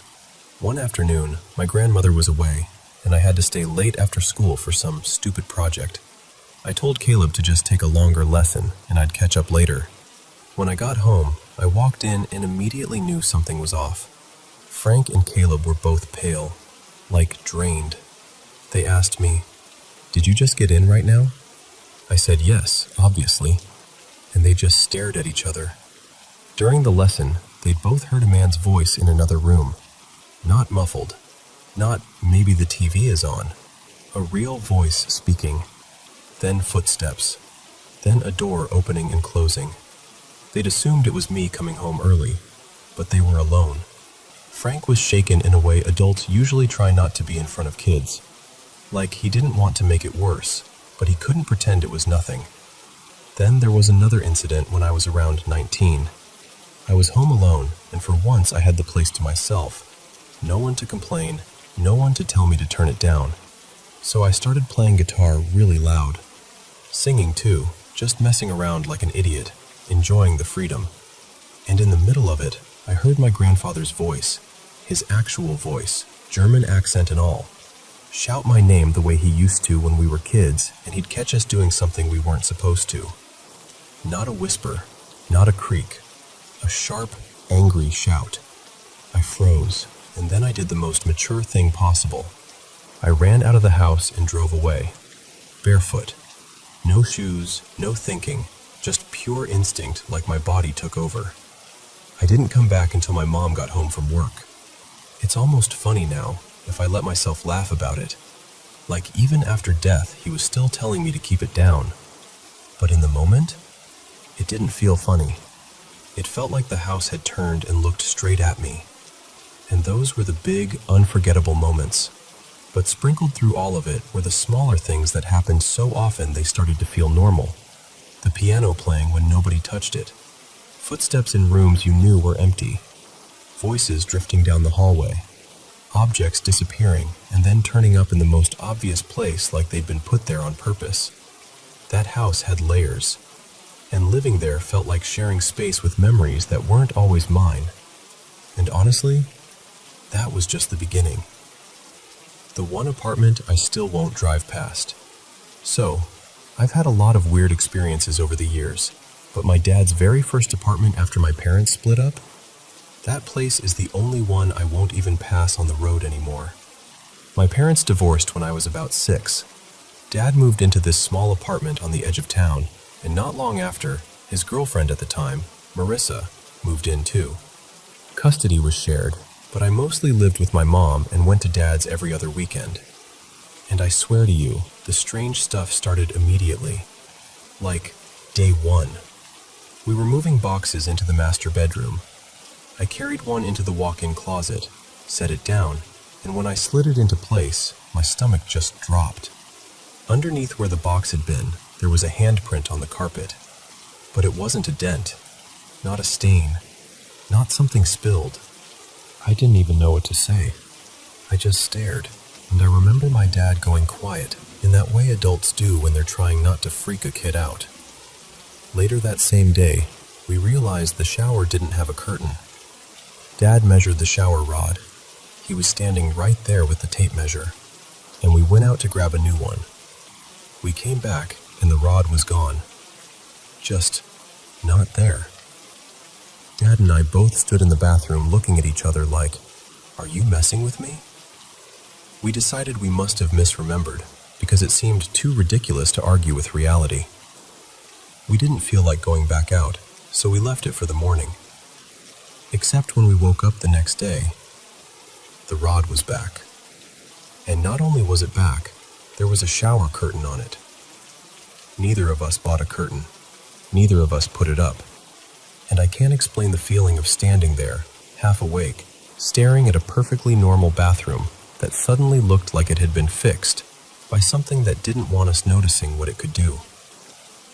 That bathroom became the center of everything. If you were brushing your teeth, you'd catch movement in the mirror, someone slipping behind you like they were trying to squeeze past. You'd whip around, heart jumping, and the apartment would be silent. Everyone else still asleep. No footsteps, no doors. The light in the bathroom would click on by itself, then off, then on again, like it was playing with your nerves, like it knew exactly when you were about to convince yourself you imagined it. The closet light did the same thing. Doors would slam on their own, not gently close, slam, sudden, angry, final. And then there was the voice. Sometimes from that bathroom area, you'd hear a man speaking in a language I didn't recognize, something that sounded like Hindi, or close to it. Low and fast, like someone talking to someone else in the next room. Except there was never anyone there. And the tone of it wasn't friendly. It felt like overhearing an argument you weren't supposed to hear. It gave the whole place this constant, sour tension, like you could never fully relax, even watching TV on the couch, because somewhere in your body, you were braced for the next thing. One morning, Marissa had a friend staying over. Her name was Denise, and she was making breakfast while I sat at the kitchen table talking to her. It was so normal for a second. The clink of plates, the smell of toast, just regular life. And then, out of nowhere, the cabinet door snapped open and a blender launched out like it had been thrown. I'm not exaggerating. It didn't fall. It didn't tip out. It shot across the kitchen. It missed Denise by a fraction, like inches, and smashed into the stove hood. Glass exploded. The sound was so sharp, it felt like it hit my bones. Bits of broken glass landed in the food and ruined everything. But honestly, nobody cared about breakfast anymore. Denise was pale, shaking, staring at the cabinet like she expected something to come flying out next. This was back when people used answering machines with tapes. I'd call my dad and leave messages, and those tapes, if he still has them, would be creepy evidence all by themselves. You'd hear a normal message, "Hi Dad, it's me, call me back." And then there'd be the unmistakable click of someone picking up the phone on his end. And whoever was leaving the message would stop mid-sentence and go, "Hello? Dad? Someone there?" Over and over, on different tapes, different people. Same click, same confused pause. Christmas was what finally made it feel personal. My family is big on Christmas. Our ornaments weren't store-bought decorations, they were memories. Stuff from my grandparents, things we'd made as kids, pieces we only brought out once a year. By then, the weirdness had gotten bad enough that Dad actually anchored the tree to the wall. Literally. A chain screwed into studs because he was worried something might knock it over. We went out to dinner one night, just the three of us, and when we came back, the tree was destroyed. Not just tipped, not bumped, destroyed. It had been ripped so hard the chain had torn out of the wall, leaving ugly holes in the drywall. The tree was on the floor like it had been slammed down, and every ornament, every single one, was shattered. Even the ones that should have survived. The wooden ones, the metal ones. Everything broken like someone had gone out of their way to make sure nothing was salvageable. I can still see Marissa standing there with her hands over her mouth, making this small sound like she was trying not to cry. And my dad. My dad looked furious in a way I'd never seen, but it wasn't the kind of anger you can direct at something, because what do you even yell at? Air? Eventually, Dad moved us out. He bought a small house across town, and I remember feeling like I could breathe again the moment we left that apartment behind. On the final walkthrough, the landlords came to collect the keys, a quiet couple, originally from India. My dad, trying to make sense of it, asked them straight out if anyone had died there. Like, suicide, something violent, anything. The wife opened her mouth like she was about to answer, and the husband snapped something at her in their language, sharp, stern. She immediately changed her expression and just said, "No." But the way they reacted, it wasn't normal. It felt like stepping on a hidden wire. And then, as we were driving away, my dad decided to take one last picture of the building from the parking lot. Just a simple, good riddance kind of snapshot. Like he wanted proof it was real and we were leaving it behind. When the film got developed, the building looked normal. Except where our apartment should have been, there was this intense blue glow coming from the balcony. Bright, electric, unnatural, like a light that didn't belong in the world. It washed out most of what should have been visible, like the apartment itself was being erased behind it. To this day, if my GPS tries to route me anywhere near that complex, I take a different road. I don't care if it adds 10 minutes, because somewhere in the back of my mind is this stubborn, irrational fear that if I get too close, whatever was there might recognize me. And I know how that sounds. I do. But that dread is real.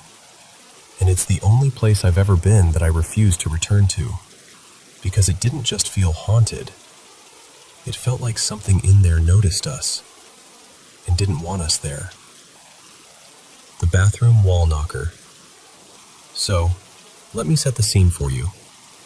This was early in my teaching career, back when I was the music teacher at a small private school in New Jersey. I loved field trips. I was that person who always volunteered, always signed the forms, always ended up carrying someone's extra sweatshirt and a backpack full of snacks. My last year doing this trip, they put me in a cabin I'd never stayed in before.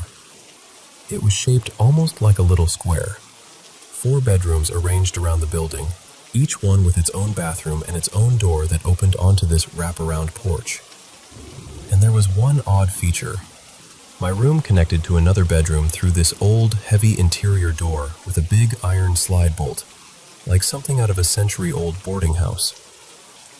The cabin itself felt ancient, but weirdly, my room felt calm, empty, in a good way, like the air was clean and quiet. First night, everything went fine. I had 2 boys in the cabin who were known for being, let's call them creative with rules, but I didn't hear a peep. The next morning, though, when I went around waking everyone up, the boys in the room connected to mine were furious. They said they barely slept because the room next to them kept banging on the bathroom wall all night. Thump, thump, thump. Like somebody was trying to punch through. And guess which room that was? So I marched right over to my usual suspects and gave them the teacher version of "knock it off." They looked genuinely offended and swore they didn't do it. But the other kids were so upset, and the story sounded so believable that I didn't buy the Innocence Act. I figured they were lying because they got caught. Fast forward to that evening. The kids went out on a long hike with the camp staff, one of those 5-hour up-a-mountain treks. The chaperones got a little break. The science teacher, Mr. Caldwell, and the guidance counselor, Ms. Rowan, went to the main lodge to watch a movie. Me? I was exhausted. I decided to head back to my cabin for a nap. It was about a quarter mile through the trees, just far enough that the lodge noise fades and you start hearing your own footsteps. When I got to the cabin porch, I heard an alarm clock going off inside. Not in my room, the room next to mine. The one connected by the heavy door. The room where the kids complained they couldn't sleep. I remember thinking, great, no nap for me. So I opened the outside door to that bedroom, stepping inside to shut off the alarm. And the second I crossed the threshold, the alarm stopped on its own. Not like I hit a button, it just stopped. And right behind that silence, this feeling hit me. Like walking into a room where an argument happened 5 seconds ago, and everyone's pretending they're fine. The air was heavier. The light felt dimmer, even though the curtains were the same as mine. And it was colder, noticeably colder. These rooms didn't have separate thermostats. The whole cabin was controlled together, so the temperature difference made no sense. I didn't stay. I shut the door and walked back around the porch to my room, grateful to be back in that calmer space. I started getting ready for my nap, kicked off my shoes, unbuttoned my jeans, and then, right before I climbed into bed, I thought, you know what? I should use the bathroom first. I go into my bathroom, and as I'm about to sit down, this big black spider crawls right over the toilet seat and disappears under the rim. I jump back like the toilet just spoke to me. I flipped the seat up instantly, ready to smash it, but the spider was gone. Just gone. No scuttling, no web, no sign of it anywhere. And I'm sorry, but I'm not going to sit down and just hope a huge spider doesn't reappear mid-situation. So I thought, fine, I'll use the other bathroom. That heavy old door, it always stuck a little. To slide the bolt, you had to lean your weight into it to get the metal to line up. I did that. The bolt scraped open. The door creaked. And I stepped back into that other bedroom, the dark, cold one. Even the smell felt different, like damp wood and old fabric, the kind of scent you get in a basement you don't like. I went straight into its bathroom, sat down on the toilet, and the second I did, there was a loud banging on the wall behind me. Thump, thump, thump. My first reaction was pure anger. I actually started forming the sentence in my head, "Are you kidding me?" Because I thought the boys were back and messing around again. And then my brain caught up with reality. They weren't back. They were still out on that mountain. 5-hour hike, camp staff, no phones. No chance they'd slipped away and sprinted back to prank their teacher. I was alone. The banging kept going. So I did what I always do when something scares me. I tried to explain it away. Okay, I told myself. Maybe the pipes shift when you sit down. Maybe the wall is loose. Maybe it's just plumbing being weird. I started shifting my weight, wiggling a little, moving my feet, testing the floor. The banging didn't match anything I did. It wasn't reactive. It wasn't random either. It was deliberate. and in a rush, all the pieces clicked together. The kids hearing banging at night, the alarm luring me in, that spider sending me out of my own bathroom, the cold, the dim light, the oppressive feeling in this room. Whatever was here wanted me in this bathroom, in this exact spot. And I'm telling you right now, I didn't even finish what I came there to do. I bolted. I ran out of that bathroom, through the dark bedroom, through the heavy connecting door into my room, like my life depended on it. And I slammed the door behind me and reached for the slide bolt. But to lock it, you have to press your whole body into the door so the metal lines up. So I threw my weight against it, full shoulder, full body, and something on the other side shoved back. Hard. Hard enough that I got knocked backward. I wasn't tiny either. At the time, I was about 5'10", maybe 245 pounds. Solid. The kind of weight that does not get casually moved by an old door settling in its frame. My shoulder lit up with pain. I stumbled back, heart exploding in my chest, and I don't even remember breathing.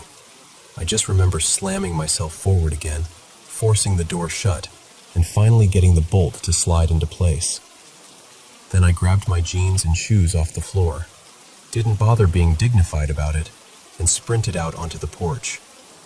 I got dressed like a frantic cartoon character, one leg at a time, hopping, fumbling, and I ran all the way back to the lodge. When I got there, Mr. Caldwell and Miss Rowan were still watching their movie. I was out of breath, sweaty, half panicked, and I just blurted it all out. Miss Rowan gave me that tight smile people give when they're humoring you. But Mr. Caldwell, bless him, he got this serious look and went, "No, I believe you." We stayed together until the kids got back. Then we did the closing program, and I led my group back down the trail to the cabin like everything was normal. I didn't tell the kids what happened, obviously, but I did pull aside the two boys I'd blamed earlier and said, "Hey, I owe you an apology. I know it wasn't you." They stared at me like I'd just announced the sky was green. That night, once I had everyone settled, I went into my room and tried to convince myself I was safe, that whatever was in that cabin was confined to the other room, the dark one, the cold one. But I didn't want to be alone with my thoughts, so I called my partner, Elise, just to hear a normal voice. I told her the story, trying to make it sound casual, but she lost it. She laughed so hard she was wheezing. She kept picturing me sprinting away from a ghost with my pants half on, terrified and furious at the universe. And honestly, her laughter got me laughing too. It helped. It made the fear feel smaller. But then, I swear to you, while I'm still on the phone, I glance over at this old wooden wardrobe in my room. It had two doors. They were closed. And right in front of my eyes, both doors flew open. Bang! Not a gentle creak, not a slow swing, like somebody yanked them open and slammed them against the frame. I froze so completely I stopped breathing. Elise was still talking, still laughing, asking me what was wrong, and all I could do was stare at that empty wardrobe. I hadn't put a single thing in it all weekend. Nothing could have fallen forward. Nothing could have pushed those doors open from inside. The room went dead still. I didn't sleep much after that. I left every light on, laid there stiff under the covers, and kept my eyes on that wardrobe until morning, trying not to think about what might have been listening the whole time, waiting for me to say its name out loud.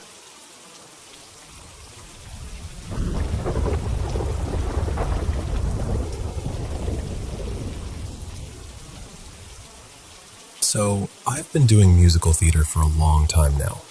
Long enough that I've learned something kind of funny. Theaters don't just collect dust and old playbills. They collect stories. And sometimes, whether you believe in it or not, they collect something else too. Every theater I've worked in has had its little rituals. One of my favorites is the ghost light. You know the one. Single bulb on a stand, left glowing center stage after everyone goes home. Officially, it's for safety. Unofficially, people will tell you it's so whatever's lingering in the building doesn't feel shut out in the dark. There are two places that still stick to me, even after all these years. The first one is a summer theater I've bounced back to on and off for about a decade. Back when I first worked there, I was sharing company housing, so my boyfriend at the time, Eli, and I would sneak into the balcony when we wanted a little privacy.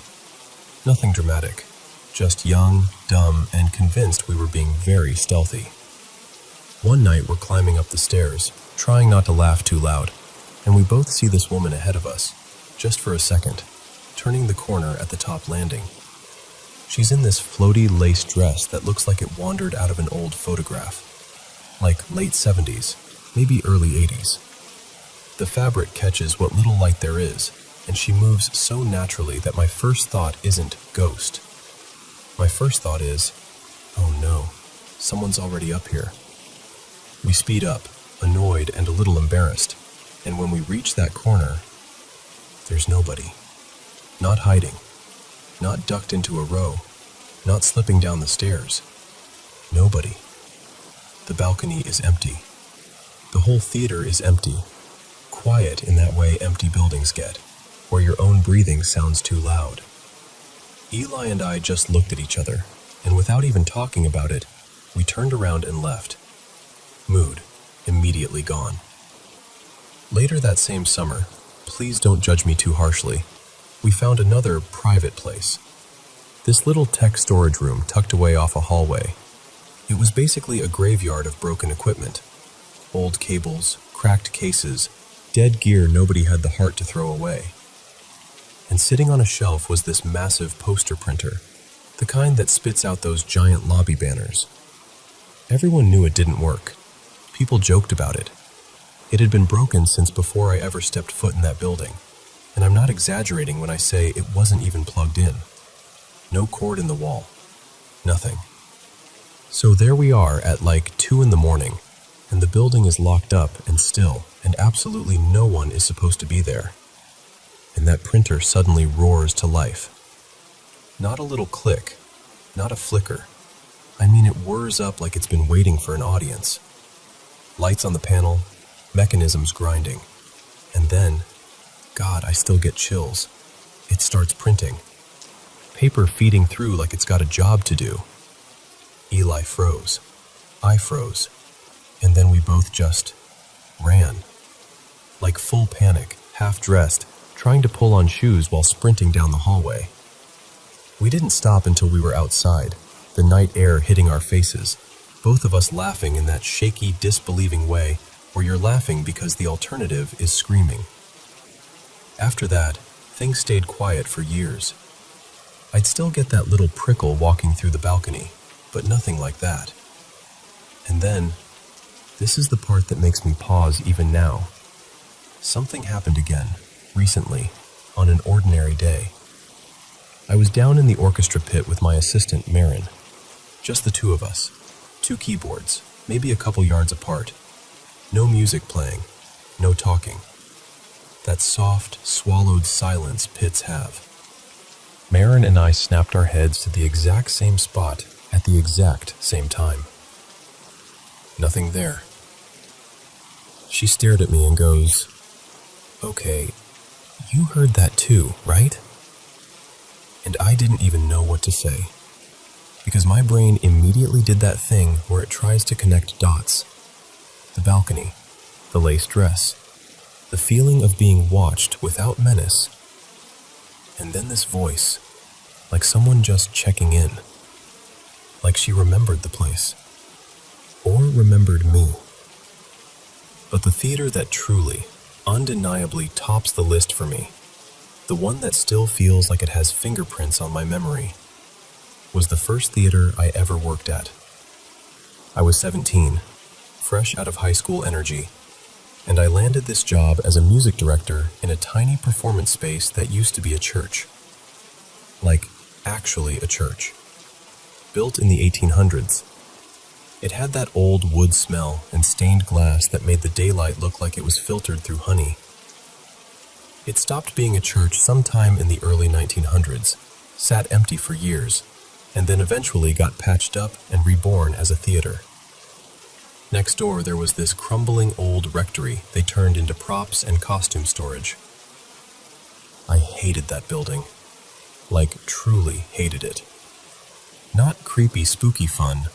I mean, my whole body said no the second I looked at it. To make it worse, these huge birds, black, heavy, prehistoric looking, would perch on the roof like statues. I don't even know what they were exactly, but I called them vultures because that's what they felt like. I refused to go in there. Full stop. The theater itself, though, that place was alive in a way I still can't explain. They gave me a key and told me it was my job to come in and open up before rehearsals, which, looking back, is wild. I was a teenager. I thought that's just what music directors did. Like, sure, why not? Hand the kid the keys to the haunted building. To turn on the lights, you had to walk through the entire place in darkness with a flashlight, climb this narrow ladder into a little electrical closet, and flip this big, old-school lever switch. It was so dramatic it felt like something out of a cartoon. Like I should have been wearing a lab coat and yelling, "It's alive!" And every single time, I'd be walking through the dark and I'd hear things.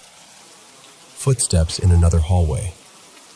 A door creaking open and then clicking shut.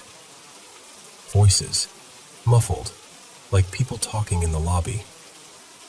More than once I'd call out, thinking the cast had arrived early.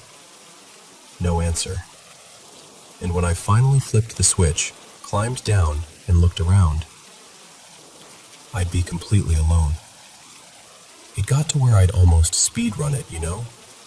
Like if I moved fast enough, I wouldn't have to acknowledge what was happening. But the moment I can't shake, the moment that feels like it was stamped onto me, was after a late show one weekend. My friend Theo and I were on stage, wrapping cables, putting away instruments, cleaning up. We were both young and exhausted and weirdly emotional in that post-show way. And we started talking, really talking, about the future. The kind of conversation you only have when you're that age, when everything feels possible and you're both terrified and thrilled by it. And while we're talking, a woman walks toward us from the shadows. She's wearing this old-fashioned bonnet, not like a costume bonnet from a prop closet, like it belonged to her. She's watching us with this gentle focus, like she's listening to every word, like it matters. She looks solid, real, present. Theo and I both glanced at her, and in the same instant, we made the same assumption. Someone still in costume. Maybe an actor. Maybe crew. Not walking away, not behind a curtain, just gone. We went sheet white. Theo swallowed hard and said, "Okay, on 3, say what you just saw. 1, 2, 3, and we both blurted at the exact same time, "A woman in a bonnet." We didn't finish cleaning up quickly after that. We finished cleaning up immediately. But here's the thing. That conversation, the one she listened to, was real. It was hopeful and raw and full of these big promises we were making to ourselves. It shaped me. It lit something in me that I carried forward, even when things got hard. And years later, when I think back on it, I always wonder, was she just a leftover echo in an old building? Or was she something kinder than that? Something that showed up just to witness 2 kids dreaming out loud. I like to think she heard us. And I like to think, wherever she is, she knows we actually did it. We became the people we said we wanted to be.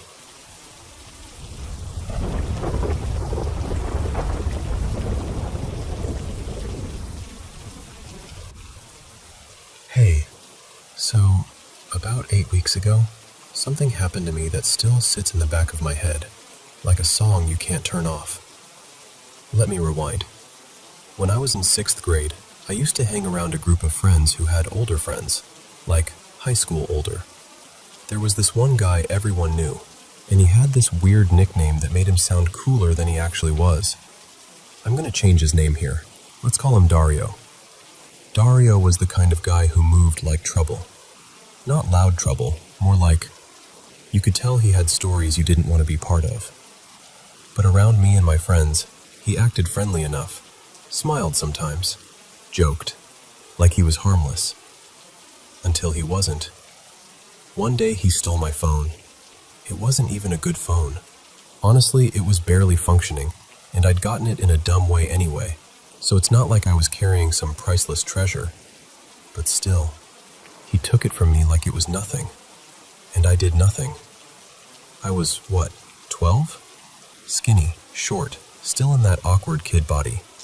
He was 17 and built like someone who'd already learned how to look dangerous on purpose. And it wasn't just him, it was the whole vibe around him. The kind of family people whispered about. The kind of guy you don't confront, because you don't know what comes next if you do. So I swallowed it. I walked away feeling small, embarrassed, like I'd handed over my own dignity with the phone.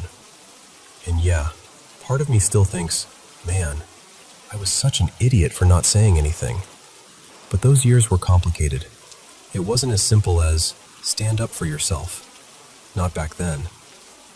Anyway, time moved on. He graduated. I'd see him once in a while around the streets, just passing by, nothing major. Then I moved away. The years stacked up, and he became one of those people who turns into a blurry memory. Like a character you haven't thought about in forever. Until recently. A couple months ago, I ended up back in the old neighborhood for a while. Not to reconnect with anyone. Actually, I don't talk to anybody from that time anymore. Just neighbors, basic hellos, that kind of life. And one afternoon, I'm walking home, mind on autopilot, and I see someone coming toward me. And it's him. Or, it's Dario. Same face, same eyes, same way of holding his shoulders. It wasn't like I had to convince myself. It hit me instantly. We made eye contact, that quick flash where two people recognize each other without saying a word. But here's the part that shocked even me. I didn't feel anything. No anger, no fear, no urge to prove something. I just kept walking like he was a stranger who happened to have a familiar face. And he kept going too. No words, no pause. Just that split-second acknowledgement. And then the street swallowed it. I went home and didn't even bring it up to anyone, because honestly, it didn't feel like a thing. Just an old ghost of a memory crossing the sidewalk. Then, maybe 2 or 3 weeks later, Facebook recommends a profile to me. And you know how that goes. You're not looking for anyone, but curiosity is annoying like that. So I click. It's Dario's profile. And the first thing I notice is that people are posting the kind of messages you only post when someone's gone. You know, rest easy, miss you forever, fly high, all that. The page was locked down, so I couldn't see much, but the comment section was full of cousins, friends, family, talking to him like he could still read it. And I'm sitting there staring at my screen like, wait, what? Because according to that page, he's dead. So I scroll more, and I realize something that makes my stomach drop. A lot of those posts aren't recent. They're older than the day I saw him. Like, the timeline doesn't match. That's when I start digging. I remembered a connection. An old friend of mine has a sister, and that sister is dating someone who used to be really close with Dario. So I message my friend like, hey, random question. Do you know what happened to Dario? My friend replies, super casual, like it's common knowledge. He died. I ask how long ago, and my friend says, more than half a year ago. Something with his lungs, some kind of complication. Natural causes. Not an accident, not violence, just his body failing him. I read that message like 3 times. Then I type back, that's impossible. I saw him a month and a half ago. And she's like, "No, you didn't. He's been gone longer than that." So now I'm just sitting there, frozen, because I know what I saw. And I'm not someone who lives in ghost stories. I'm not the energy and spirits type. I'm the type who doubts everything. But I also know my own brain, and I'm telling you, I remember faces like they get printed into me. And that was him. So if he'd been dead for months, who did I see? Was it someone who looked exactly like him? Like, truly identical? Was my mind playing some sick trick, pulling an old face into a random stranger's body for a second? Or was it something I don't have a neat explanation for? That's what messes with me most. Not fear. Not even guilt. Just the glitch of it. The math not adding up. And yeah, I'll say this. Whatever he did to me as a kid, I don't wish anything on his family. If he's gone, then I hope the people who loved him find peace. I'm not carrying a revenge fantasy. Life already did what it did. But I can't lie to you. Sometimes I replay that moment on the sidewalk. The eye contact. The certainty. And I just think, what was that? Because either the world is way weirder than I give it credit for, or my brain can create a perfect illusion when it wants to. And I don't know which one scares me more.